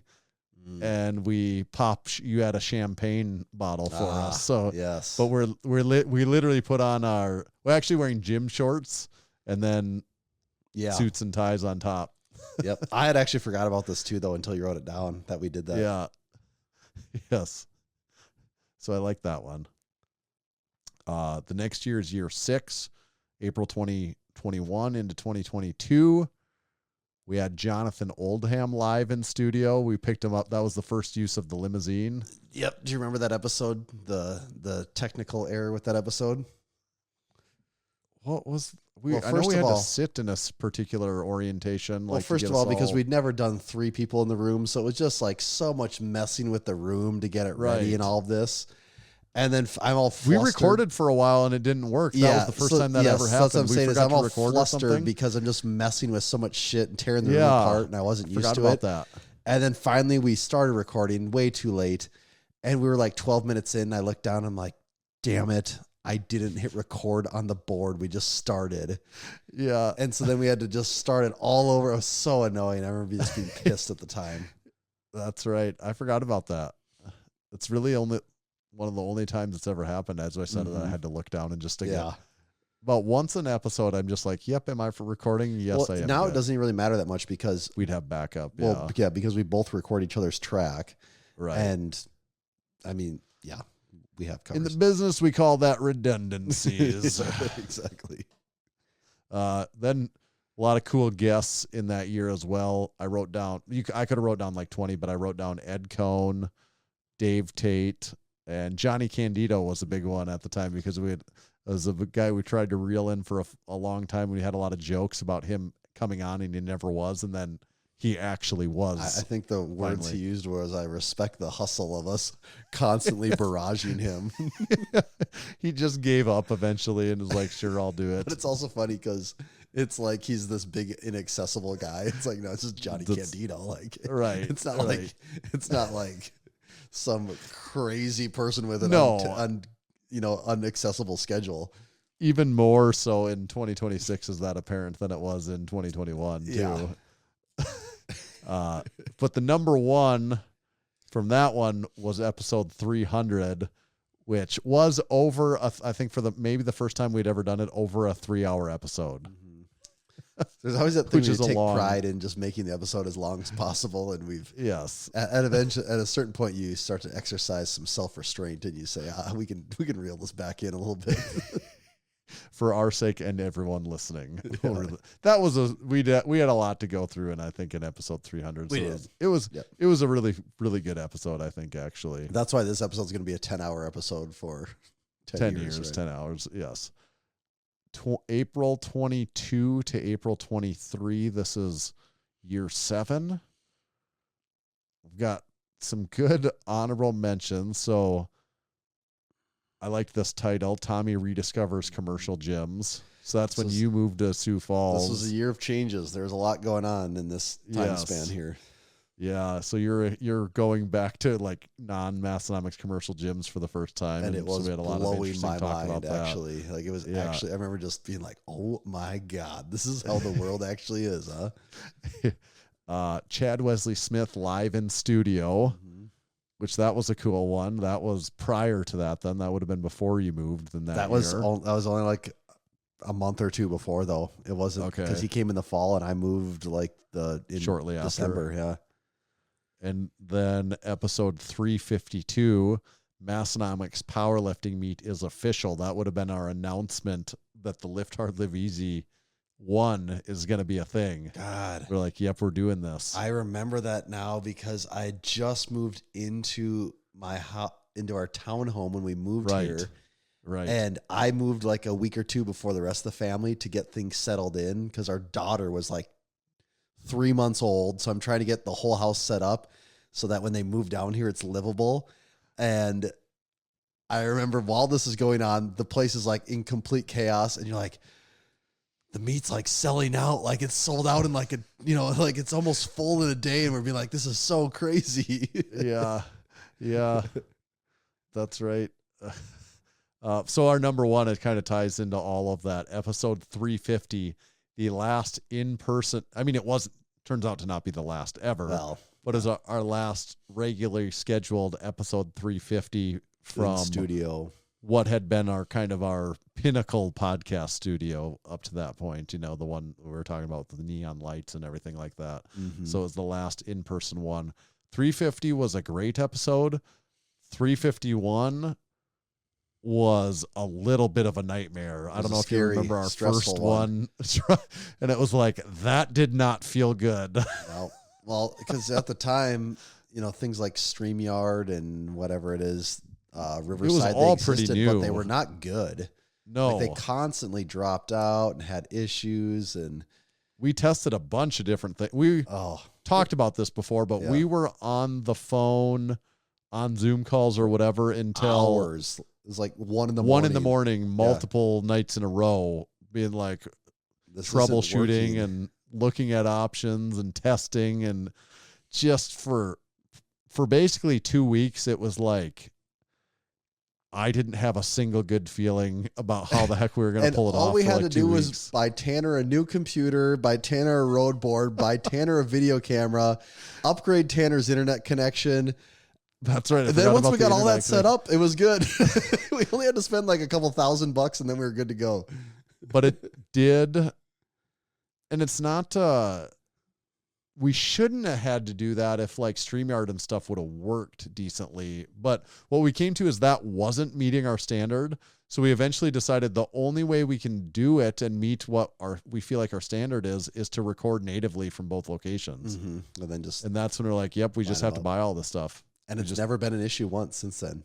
Like it's I mean, I don't know. Maybe there's been moments of hiccups, but outside of that, it's just been flawless. Yeah, that would happen in an in-person studio one. We forget to hit the record button or the audio sucks back in 170 or, like that happens in person too. So no, but that is what we had to do. We eventually got to that point where like, we just have to buy all of this stuff and then we think it'll work. Mm-hmm. Oh, and lighting, we both needed, and we're just getting boxes of lighting at our houses to put on our desks. And it was, there's a lot of shit going on there for a little while. Now these podcasts like this, I'm not saying we're the first to do it. There's probably many doing it like that, but everyone does it now.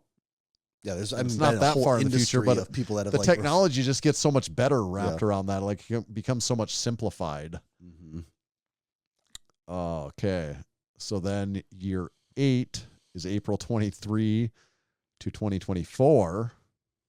Couple honorable mentions were guests we had. I'd say CT Fletcher, calling one I thought was, God, that doesn't seem like very long ago. It seemed like we just did that, but okay. CT Fletcher, Pa O'Dwyer was a good one. We had tried to get Pa for quite a while and he's ended up being very funny. And then the Mike Israel live one from his basement, right? Mm-hmm. Yes. When we did like one of our first gym tours, I guess. Yeah, actually. Wow. That's probably outside of a Massenomics gym tour, like the Massenomics gym tour. That would be, I think, our first. Which, man, talk about just going straight to the top right away as far as what would attract attention and views. Yeah, that's true. But easily, I think a number one choice for that year, which episode I really like a lot, is episode 400, which was our 40 most influential moments of Massenomics. We did a lot of homework for that episode. Yeah, that's still a really good history recap of the Massenomics podcast. I think Yeah, I that's a think that great one is episode. Pretty well done. That episode is better than this episode, if I'm being frank. In different ways. Yes, most of them, most of the ways. Year 9, April 24 to 2025.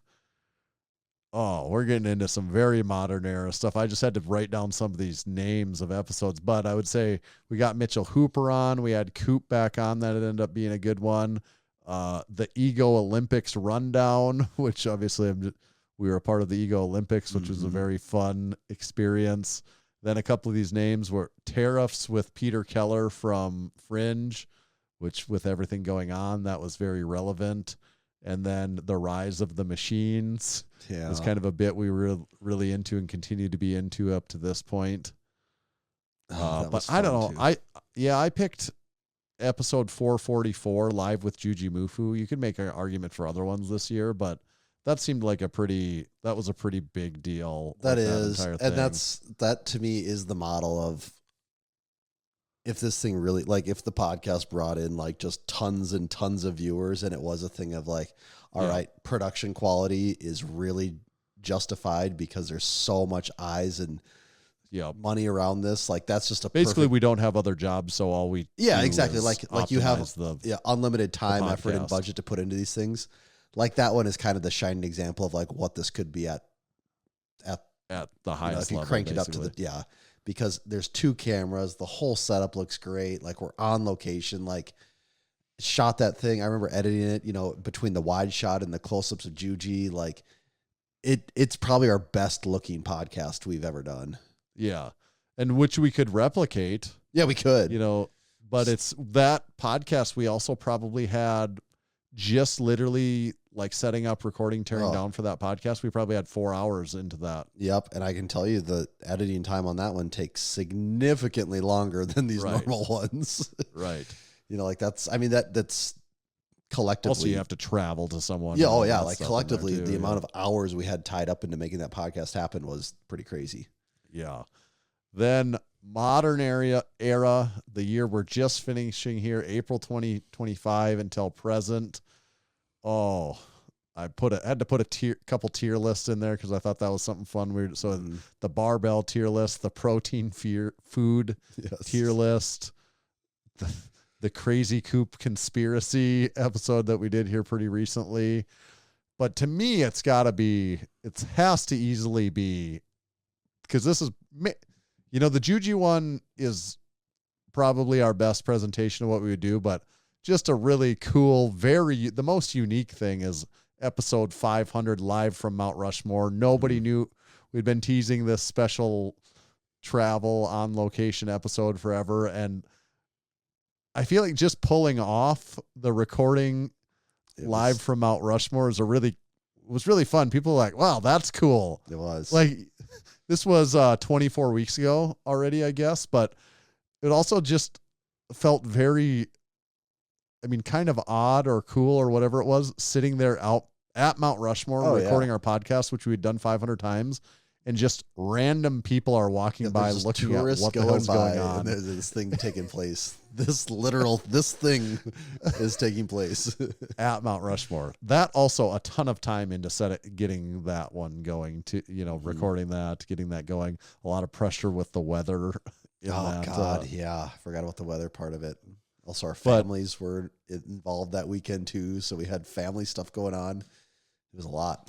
Yeah, and not that we put Massenomics in the back seat. I think we, even as is with our other jobs, we do a pretty good job of making, like, we don't cut corners because we have other things going on. But if we had no other jobs and Massenomics was the only thing, I would say like that Juji Mufu or Mount Rushmore thing, we'd probably be doing that like once a month. Actually, oh yeah, for sure. And that would be really, really fun. And I would love to, but it's just the time. Yeah. The return on time, it can't be justified right now. Yeah. No. Periodically we'll do that stuff still, I think. But we could almost record 3 gym tours. Coming up here, we will record 3 gym tours in the same amount of time it would take us to do one of those. No, and that's just recording time. That's not counting the editing time on the back end to make it all happen.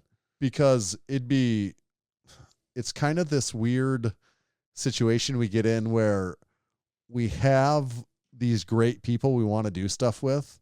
Like in our trip coming up here, we're visiting 10 people. We could do more with each of them, but the more we do with any individual one means something we don't get to do with the next person. Yeah. So it's this weird balance of, do you spend 5 hours with this guy? Because you only have so many hours in a day. And if you say, well, we have 10 hours today, do you split that time across 5 people, or do you split that time across 2 people? Right. And the decision we've made as of late is to split it across as many people as possible. Within reason. Yeah. Yeah. And we feel like that is our best bang for the buck. Because part of what's cool about what we're doing, I think, is we're doing this with so many people. Like that's part of what makes it cool. But that is not an easy decision. You know, when we go to someone really cool's place and we're like, oh, it'd be fun to do 6 videos with this person. Yeah. We've talked about some ways to maybe get around it. Like we have some actually we have some good ideas, I think, to maybe squeeze a little bit more out of it. So we'll see how this next trip goes. That's the 10 best. Can we just title this episode the 10 best podcast episodes ever? And it doesn't say like the 10 best Massenomics episodes. It's Let just AI pick that one up. Like according to Massenomics, here's the best 10 podcast episodes ever made. Yeah. And it's just 10 Massenomics podcast episodes and mostly a detailed history of our last 10 years of podcasting. That we get to an hour into the episode. Yes. Do you feel good about that list? Yeah, I think if you were going to jump around, if you were somewhat new to this and you're going to jump around, those are all great episodes to take in. Yeah. We probably have to skip some of this stuff. We'll get to it next week. But before I forget this, because it's already slipping my mind, I wanted to bring up this 1 rep max bench conversation. It was because it's slipping my mind because it was a third hand. It's from your brother. Okay. He explained this conversation and it really like highlighted something to me of people that get it or don't get it. So Ryan was talking about a guy that he works with that, doesn't really lift, but like kind of acts like they get lifting. I mean, the classic, he lifted in high school. Right. He's spent some probably time lies in the gym about before. how much he lifted. And we all know the guy. Just picture the guy. You know the guy I'm talking about. You have the guy that is your version of this guy. And Ryan just hit a bench PR recently. I think he did 330 for the first time. Yep. Which you as a lifter, there we go. That sentence I just said, Ryan just hit a bench PR 330 for the first time. You don't have to, you know exactly what I mean. You know that he did 330 pounds for 1 rep. Even though I didn't specify that, because of fucking course, that's what he did. Right. That's like, we're speaking the same language here. Right. But like him talking about someone he works with, and the dude's pressing him on lifting, asking him, and he's like, "Oh, how much do you lift?" and stuff like that. And Ryan's like, "Oh, actually, I just hit a bench PR, 330 pounds." And the guy's response is, "Oh, just for one, like for how?" The guy's response is, "Oh, for how many?" Yeah. And I have 2 things on that. First of all, if someone doesn't just know the answer is 1 in that sentence, they don't know about lifting. Yes. If they don't just know the answers, if you have to, like, there's also an implication that only 1 is not impressive. That also, like, it's like a backhanded compliment. I mean, it's not even a compliment. It's just a backhanded comment you're making right off the bat. That is also someone that doesn't lift, because I know I lift, and I know Ryan. I don't have to know him, but I'm a lifter, and I'm aware enough that he's been lifting for a really long time, really seriously. So him hitting any bench PR is a big deal. Yeah. Even if my bench is more than his, that doesn't diminish his bench PR to someone that's been lifting for a long time. So two problems with that statement. The guy said, A, if you ask how many, you don't know about lifting, because if someone says I hit a bench PR, they say the weight, it's for fucking 1. Yeah. For anyone that doesn't understand that, here's your cheat code. Nobody's like, oh, no, I meant for 10. Oh, crap. Yeah, I forgot to tell you it was 10 reps. Not just, I didn't want you to think I was doing 1. I did 10 of them. And then also the implication whatever the number was, that it's like, oh, just one? Uh-huh. A real lifter doesn't say that because they know what it takes to hit I wouldn't even PRs say in a real lifting. lifter, just like anyone that's actually spent Well, some a time deep- in the gym around people Right. gets that. Right. You know? Anyone that's like even aware of the work that goes into any accomplishment, Mhm. you know, and that isn't a dick. Mhm. Because that's kind of a dick thing. That's like a dick way of putting it, I would say. Yeah. Oh, it's just the thing of like anytime someone accomplishes anything, you're like, oh, well, I mean, that's it. Like that is the Right. treatment you're giving them, you know? Like it, I mean, I've benched more than Ryan before. When he told me that, I'm like, oh, that's awesome. Because also- I'm thinking, Any PR's great, but once you're over 3 plates too as a bench, like that feels like a real milestone, you know? Like it's for sure. that's one of like, I mean, I think even myself considered, I've done more things more impressive than benching 3 plates, but I still like benching 3 plates for the first time is like right up there with just some of the highlights of lifting for me. Like that felt huge at the time. But yeah, you don't have to ask how, like, don't ask how many. It's probably, you know, it's the thing he said. It's the same type of person that when you ask, you know, when someone says, or what did you say when someone says, how much do you leg press? And they say a number. Yeah, that's actually the same bit then It's here. the actually. same That's guy. his- It's the same guy, though, isn't it? Yeah, it is the same guy. He really knows his max leg press really well. Right. When you say you hit a PR, but they got to ask you how many reps, but then that same person, when you ask them how much they leg press and they come back with 595 pounds, you're like, okay, man. Yeah, like, okay, yeah, I'm piecing some things together about you, buddy. Yeah, there's a lot you don't get here. Talk to me when you know your 1 rep max leg extension. Yeah. What are you wasting your time on that machine for? Got to get on 1 the rep leg max extensions. leg extensions would be a difficult. That's isn't that the whole thing of it with machines though? With all of it, it's all relative to the machine. You know, Right. you're just at the mercy of what machine's available to you. Well, it all goes back to the felt weight. I'm a big felt weight guy, so yeah, exactly. don't even get me started on felt weight. Yeah. Screw the ergonomics of the machine and everything else. The only thing that matters that is going to get you strong or not is the felt weight. It's felt weight. Anything else is just a distraction. Yeah, I did want to cover that before I forgot. It kept slipping my mind. I'd see that title topic in there and be like, now what was the story on that? Yeah, I know that I is had good. a point, and I kept losing my point and train of thought, so I was glad to get that one out on there. Mm-hmm. We should do a training update, but I think that's too long of a discussion to get into on this one. Probably. At this point. I do want to do a sack segment before we wrap this one up. Yeah. Well, we haven't done our radar report either. Oh, yeah. Well, let me do a sack segment, Okay. actually, because these are both, we'll do this quick before I forget, because I've been meaning to do this. So first one, let me see if I got a note with this one. Someone sent me these, actually. I'll have to get you one of these. That's What nice. that is. That is nice. Keith's ass. I like the comment Keith made. He goes, quit making my ass wider than what it is. It was when someone was putting like 2 faces on it. That was from Big Antonio. Now, this is from Big Tanner. You know what this little ditty is right here? Oh, yeah. Got a pair of them. I've seen this. I've heard about this. These are power lock collars. So give me the story here. I don't know. There's apparently, all I know is those are made in Nebraska, and I feel like the guy making those people know who he is. Yeah, he's a supporting member. His name is also Tanner. I get that Jinx. part, but I feel like How original. people personally know him, though, or do they not? I think just basically through this and just Okay. as of more recent. I didn't know if people had, 'cause had known I think about- Mo and Jake Jake. both are affiliates. Well, yeah, and that's why I just didn't know if they had known him for a while or if they just not that I know of. came across it at the same time.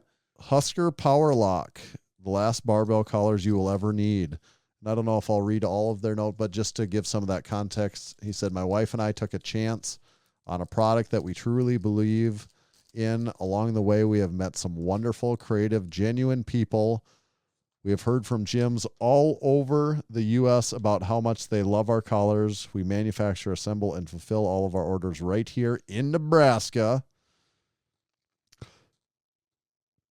Said they're working on some pretty cool upgrades for the future. They're going to have a booth at Home Gym Con, and we'll see them there. All right. I'd say that's a good I have move. not tried these yet because I meant to bust these out last week, and I didn't want to take them out of the basement here before I never got to put them out of the sack. I'm definitely, as far as the Massenomics sphere goes, aware of it because, yeah, there's a lot of people in our circle that seem to have those things. I think I already added them to my radar, so they're already there. Then this got sent. This is from Big David at Kodo Gi Grips. Do you remember seeing a grip when we were at Big Michael's gym? I do. Said from David, he said, I included a couple of small gifts. You can either A, keep both for double fisting LaCroix, B, give one to Tommy. Just do what's in your heart, Wow. he said. So that was in reference to the Kodo koozies that he sent us. Nice. But this thing you got to see. This is on Gym Radar, so we could look up the official product description. But this is a rope attachment, and it is a massive rope. I don't know if you're getting the full context of this on video here or not, but it's this rope attachment. It's got the black capped ends on it, and then it's got the ring and the carabiner at the end of it. Damn. Here. Do you remember when we wrote this idea down, Tanner? Not that long ago. Well, this is slightly different. It's slightly different, yes, but But yes, when I saw this, I was like, oh, yes. Something we had very similar to something we had talked about at times. Isn't wow, it? yeah, no kidding. Well, Yeah. cool to see it in action. Yes. And this is just massive. That thing So is beefy. yeah, so we'll get this in the gym and start testing with it. They also sell like those gi, the gi grips that are like the blue. That's what I thought you were going to be pulling out. I wasn't expecting a giant ass rope. No, I know. This to me is actually cooler though. I'm like more stoked about this. Uh-huh. But so you can check this out on Gym Radar. Kodo Gi Grips is on Gym Radar, and all their products are on there. Same with Power Lock collars. They're also on Gym Radar. This is quite the frick. But the pictures, the product, I think they need to put in a bandana for reference. Well, I'm looking here. It doesn't look that big, does it? No, it doesn't. Like something is off in the scale of their photos because Right. Yeah, either that or they do just need the banana for reference because it's not you holding It's it not up. obvious that it's this massive rope. No, it just looks like any regular rope. That's Right. just the natural color on here. But when you hold it, it looks completely different. Well, I also have these miniature hands over here. Yeah, they got to look into that Banana for scale. banana for scale. Yes. So that was my sack segment for this week. What's in Tanner's sack? There we Very go. cool. Feels good to get all that out of there. A rope came out of my sack today. Yeah. Shooting ropes. What a relief. All right. Should we do you have anything in mind for this last segment of the show? Or? Not especially. I didn't know if you had something at the top of mind or not. I think we'll just figure it out. Here we go. Ladies and gentlemen, can I please have your attention? Red alert. There it Very is. nice. Very nice. There it is. All right. So this is our radar report. So where we update everyone on what's going on with Gym Radar. Here's a number. We have 1,250 users on Gym Radar right now. Registered users, not just website users. Right. Registered People that have users. created accounts, Gym Radar accounts. 1,250. In addition to that, a number I'll kick out there is the 6,622 pieces of approved equipment. And as of like this week, we actually for the first time kind of have caught up on our equipment list. So there's more that come in every day. So we always have a few to do, but we're basically caught up. Whereas if you do a request, it's added within the next 24 hours now. Where when we first launched, I mean, there was times where there would be like 400 or 500 pieces sitting in the request queue, where it started to feel like, yeah, we'll never get to the end of this. We're just screwed. It was actually a point of concern for a while. Oh, that when the list is that long, it's not good for my anxiety. No, it's terrible because you just think, well, if each one of these takes 5 minutes, like it's just a never-ending task. Like we'll never get this done. And then when you refresh and look 30 minutes later, the number's bigger, and you're like, that is the problem. Getting bigger. Yes, because there would be times where me and you would both be in there just working away, and the number's actually going up while we're getting pieces done. And you think, oh my God, it's a losing battle. We're never going to do this. And it took some time, but the other day it was actually at 0 for the first time since we launched. We actually got caught up. And a lot of the pieces, I mean, we'll just say this. There's essentially no new equipment coming out that we don't have. Like anybody producing equipment nowadays, we basically are complete for their catalog. Really, the only things coming in now are stuff from other countries or just really obscure, smaller manufacturers. Yeah.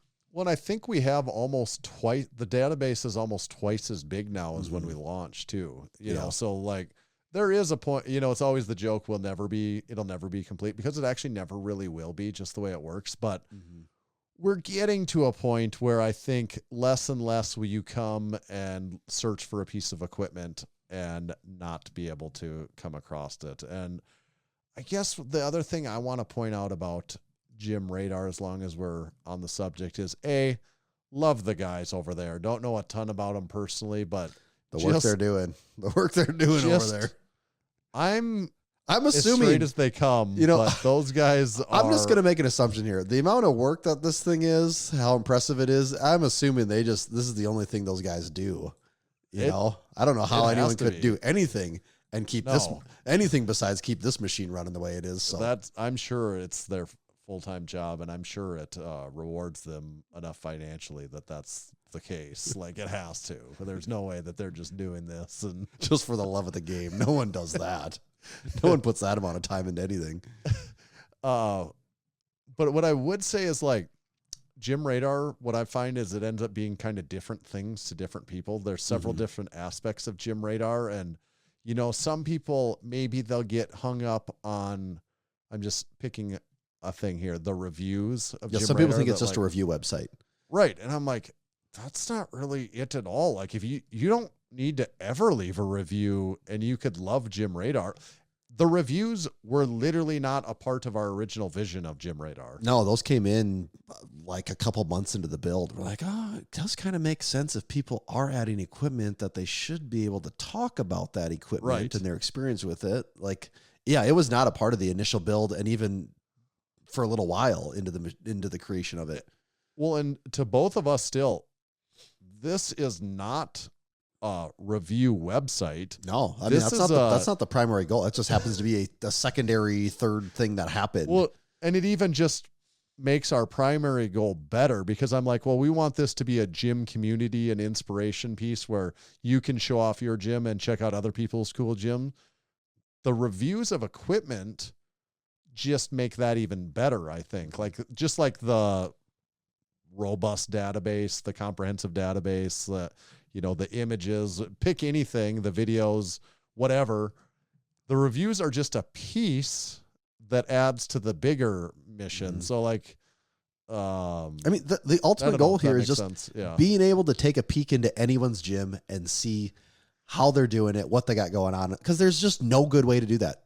Like, there was never a good way before. Was maybe there was a Reddit post that someone posted some photos and you could maybe read some description if they left one.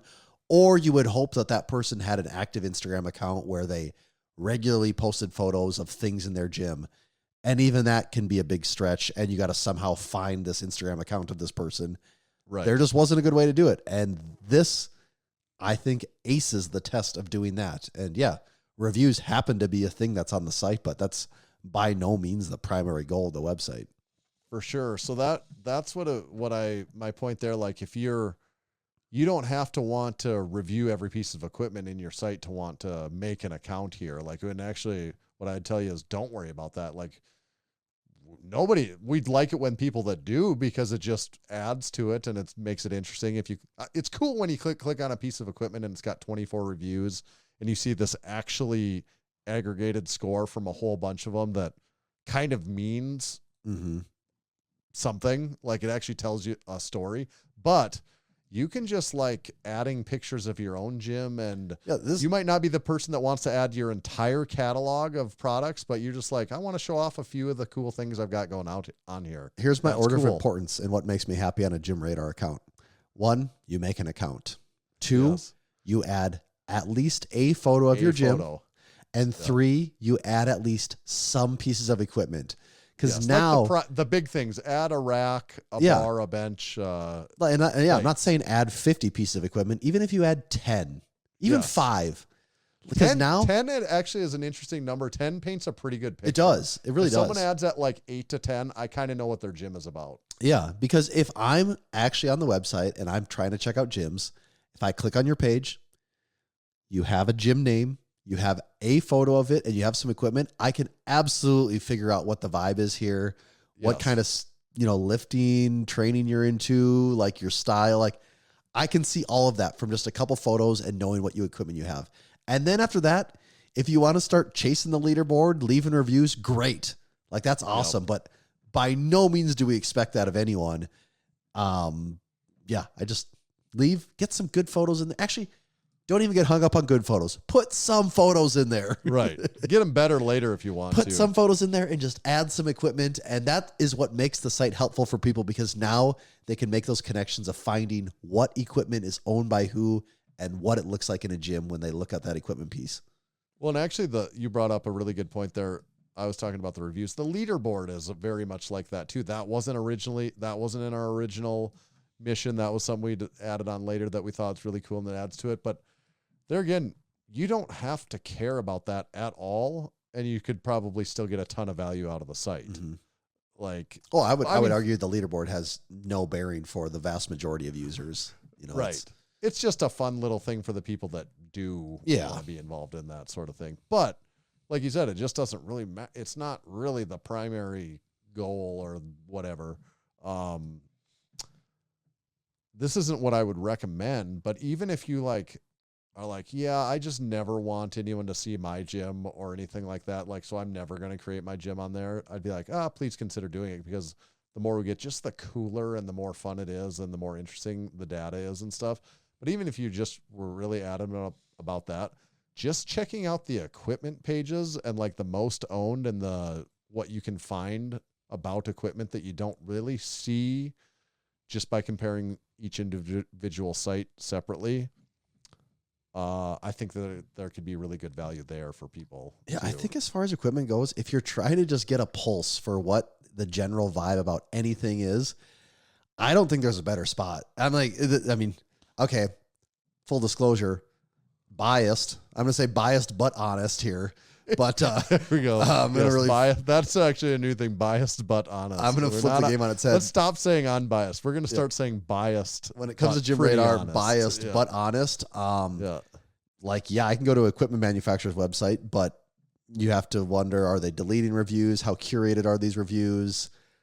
What's the full story? And also it's really hard to see how that stacks up to other pieces unless you just start pulling up a bunch of websites and seeing all these manufacturers. But if you just want to get a feel for what the hell, what I need a bench, what are people actually buying? And if you just go bench is a really good example. Yeah. Cause just about everyone has a bench in their gym. Just about everyone.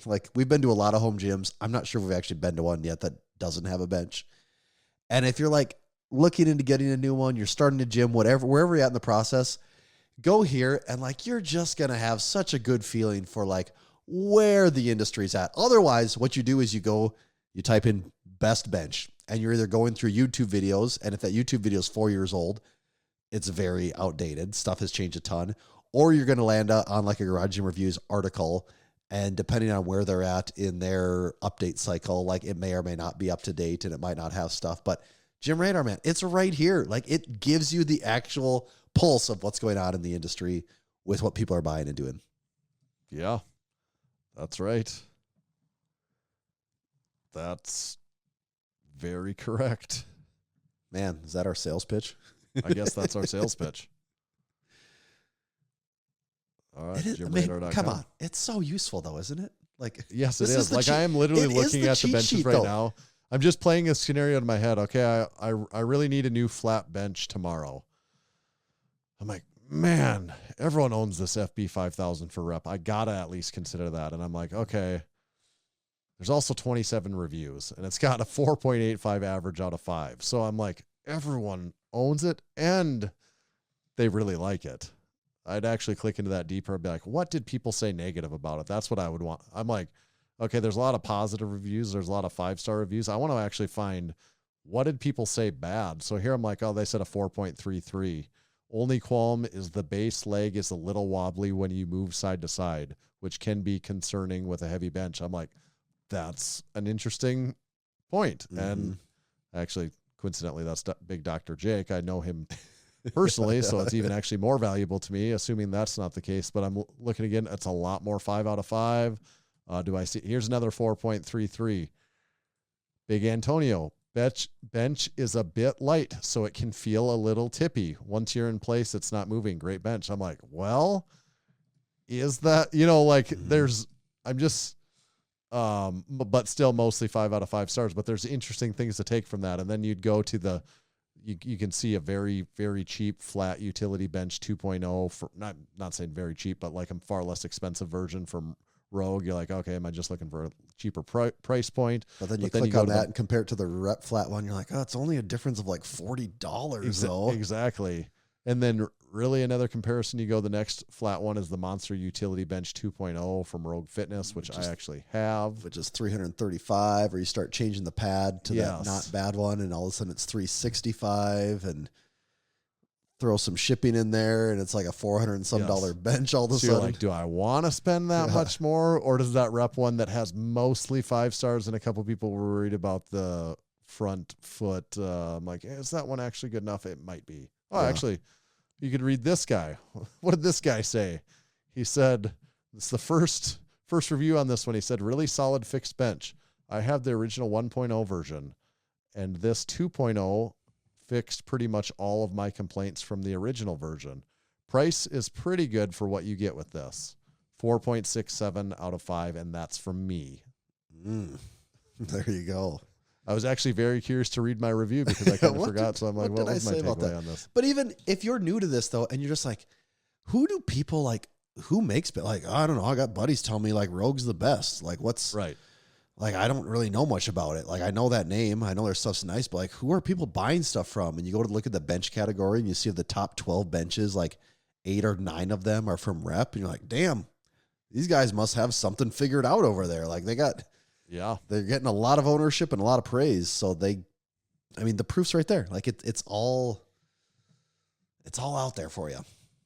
We could talk about GymRadar all night. I mean, we could. And we will. So buckle in for the rest of this 10 hour We're going to give you nothing but biased and honest takes on this. So be ready for it. Strengco plates are really leading the plate. There is a bit of a battle going on there between the Strengco and Cap Barbell because Strengco's pulled ahead a little bit. They have 121 gyms with Strengco plates. Still, though, Cap Barbell in second with 103. I would have never guessed that. I mean, I know a lot of people just have those kind of generic standard barbell plates, but 103 gyms with those is surprising. But 121 in Strengco, that's good. Yeah, when the site was really fresh, the York milled plates they were up higher, pretty high. Now that's really tailed off. I really thought that was going to continue to stay up there, but that's just only in 40 right now, which I always kind of feel like, well, everyone's got those, but not really.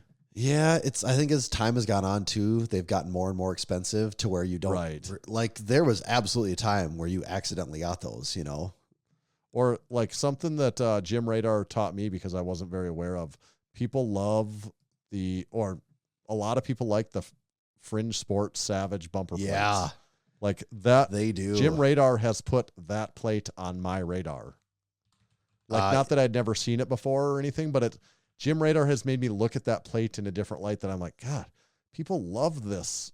Like this is just a highly owned, highly reviewed plate.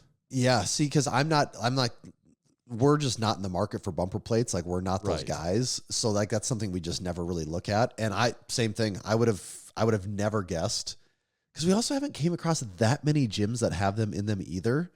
But as far as the rest, I mean, the rest of the population is concerned, these are very popular plates. Yeah. Yeah, they're out there. Also, All right. the fact that, I mean, once you take the Massenomics stuff out of there and the horse stall mats, the rep-ins are a very popular item. Actually, they're tied with strength plates, 122 gym ownership on both. Okay. And I mean, to me, the thing that's interesting about the rep-ins though is that it's basically $1,000 piece of equipment. Right. Where like strength plates, yes, if you have a full you set, could buy a pair of but you can buy a pair. 45s for. Yeah, I mean, you could buy a pair of 10. I mean, you could be into this. You could own a part of strength plates for $100 if you wanted. Right. You're not getting into the rep-ins for much less than $1,000. I don't know. I think they have like a $60 option even now. So maybe you can get into it for like $900, but that is a spendy item, and a lot of people have it, which shows that they got something figured out there. Yeah. You didn't do a strength co ad, did you? Oh no, I did not. Hit that button. Hit that thing. This is the Strength Company. We've set out to build a better barbell plate on American soil. We ended up here at Wisconsin's legendary Wapaka Foundry. With over 60 years of ironworking experience, the foundry had the knowledge, technology, and processes to build our weights to our exact specifications. The Strength Company plates are slim but rugged, smooth but easy to grip, and electro-coated for durability and to look great in your gym. This is the next generation of American iron. Only available from the Strength Company. And they're the #1 most owned plate on Gym Radar. I got to say one more still. Looking at this, I wouldn't have guessed this. And the fact that the #2 item in the barbell category is the Titan Fitness Safety Squat Bar. You know, it's like we always say, people love on the internet to shit on Titan and be like, oh yeah, no one would on purpose buy a Titan, you know, unless you're a shill for Titan or they're paying you, who would buy or recommend something from Titan? It's like, dude, it's right here. Like people spend their money on Titan stuff. Yeah, it's interesting. The battle for the safety squat bar is actually pretty tight between Titan and EliteFTS. And you actually see the tail of the tape on there. More people own the Titan one, but the EliteFTS, they both have a lot of reviews too. So there's like a good sample size here. The EliteFTS is owned by a little less, but generally agreed it's a better bar still. You know, that also, so then it's just like, well, how much money do I want to spend? And surprisingly, the rep one is owned by even less people, but is ranked even higher, rated even higher. And still has a decent number of views too. Yeah. Yeah. I mean, we could look at this all day, and we do talk about this quite a bit, but. But man, these guys over at Gym Radar, I got to tell you, they got their shit together. I mean, they must be working 80 hours a week to keep this thing looking the way it does. These guys are on to something. I'd like to meet them I'd like to shake their hand. I would too. Just tell them, you know what? I'm going to do them a favor. I'm going to tell everyone I know about this. That's the least I can do to pay it forward here. Hey, I, and everyone else listening, let's all agree to that right now. We'll do them a solid. We'll tell everyone we know about it. It's the least we can do. Yes. Let's all tell at least one friend this week about Gym Radar. I like the sounds of that. Let's all make a dedicated Instagram page post about Gym Radar. We call that paying it forward. For these Gym Radar guys, we will do anything. We like them that much. This week's YouTube video was the one that's going to be out when this comes out, is the one that Tommy's getting ready just for tomorrow morning as we record, is the Kev Cave basement gym tour in the Bus, Ohio. God, that is a good gym. Yeah. I don't like to play favorites, but that is a gym I've really enjoyed out of all the gyms we've seen. So have you went through the video? Did you notice, did we talk at all about the felt load on the Temple? Actually, surprisingly, you guys almost didn't talk about that machine at all. which is really funny. You spent quite a bit of time talking about the ISO row one because he got that on Marketplace, and I had never seen that one. And then you actually talk about the differences of the V2 versus the V3. Actually, it's really funny. The V2 versus the V3 multi-flight. You're like, yeah, so what are the differences? And Kevin's like, well, on mine, it has stickers on the dial for the numbers. Yours is laser cut. And you're like, oh, good, because there's no way we could get strong if there was stickers on there. And then you're like, I just have to throw the machine away and be garbage. Like you're just driving home the point of how stupid the thing is. I don't really remember. Which I thought was hilarious. And then you get to the leg machine, and he's saying, yeah, I have he got the V3, the same one as you. And he's like, yeah, they've made some improvements here. And he's like, yeah, really solid piece. Like it a lot. And you're like, okay, cool. Yeah, I got mine coming. Or you're like, mine just showed up. I can't wait to try it out. And then you move on to the next thing. Like it might be the thing you talk about the least in the entire gym. But it is funny that it appears again. That machine. It's everywhere. But I think he even says like, yeah, it's just it's a good fit. Like he no way is like negative towards it. He's just like, oh, I've really enjoyed having it. It's a nice machine to have in your home gym. Yeah. Good. Fun tour. Kevin the shill over there for Temple of Gains pays him with his own, buys the piece from him with his own money, and then says good things about it. And then has the audacity to say that he still pretty much likes it for his training. What a loser. Yeah. Then he has the audacity to be personally pretty satified with the piece overall. God, give me a break. Makes me sick.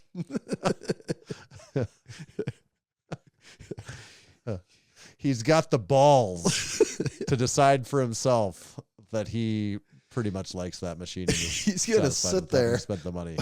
Bring strangers into his house and tell us with a straight face that the thing's not a piece of shit. Like, come on, man. Be like, yeah, actually, I really kind of like this. It's been a pretty cool piece for my training, and it's cool. It's not that big of a footprint, and I can do both leg extension, leg curls. Yeah, look us in the eyes and tell us that. Yeah, tell us the real story, Kevin. How much are they paying you, buddy? Well, I noticed how you didn't mention the felt load. How the hell are you going to get strong when you don't know the felt load at the top? On this finisher exercise that you do maybe once a week as the fifth or sixth exercise at the end of the day. How are you ever going to get strong? I like a lot of people in the comments of that too were like, a hack I learned for doubling the felt load that makes it a non-issue. This is the one leg. Single leg. Yeah. And I'm like, I should have really mentioned that in the video. Actually, that's a good point, is that you could always do single leg. Sometimes I don't love single leg exercise just for the time economy. Oh, I don't like single body, single side exercise. I mean, it's good. I don't either. Think but there's value if there, that was the most important thing to me is the felt load at the top, then be a great all right, you just doubled the felt load just by cutting the number of extremities being used. You can really get that leg extend. And you can spend even more time on sitting on your ass too. It's the beauty of it. Sit on your ass twice as long and use. You thought you were not using that much of your body at once before.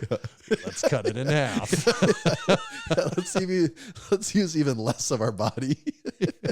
You know how you were barely but getting out of breath before? Let's cut in half the oxygen demands of this exercise. It's a beautiful thing. That's why they say if the leg ain't extending, you're just pretending. And on that note, I think that wraps us up for 10 years of the Massenomics Podcast. Stick around for the next 10. If you thought this first 10 was good, you're right. It's probably downhill from here, but we'll do our best to make sure that that's not the case. Final thought. Do you think we'll be podcasting 10 years from now? Will we double our podcast? Will we be almost 50 and podcasting? I'm going to say no. There's no way. I don't know why, but I don't know, because 10 years is a long time. Why would we quit? It's so weird to think about. Like, why would we quit? Why? I can't imagine the scenario where we would. Why would we quit? But also, like, why would we still be going? And I know there's going to be some clip someday of us saying these exact words. And neither scenario makes sense. Actually, That's the problem. I can't picture either scenario. That is the problem. That is it. Neither one of those makes any sense. Like, it makes no sense to quit, but it also makes no sense for there to be 10 more years. That's just it. It's paradoxical. It makes sense because it doesn't. Whatever that thing is. Tommy, where do they find you at for the next 10 years? You can find me on Gym Radar, and you can find me at Tomahawk_D. Follow me at Tanner_Baird. Just make sure to follow Massenomics at Massenomics. See ya.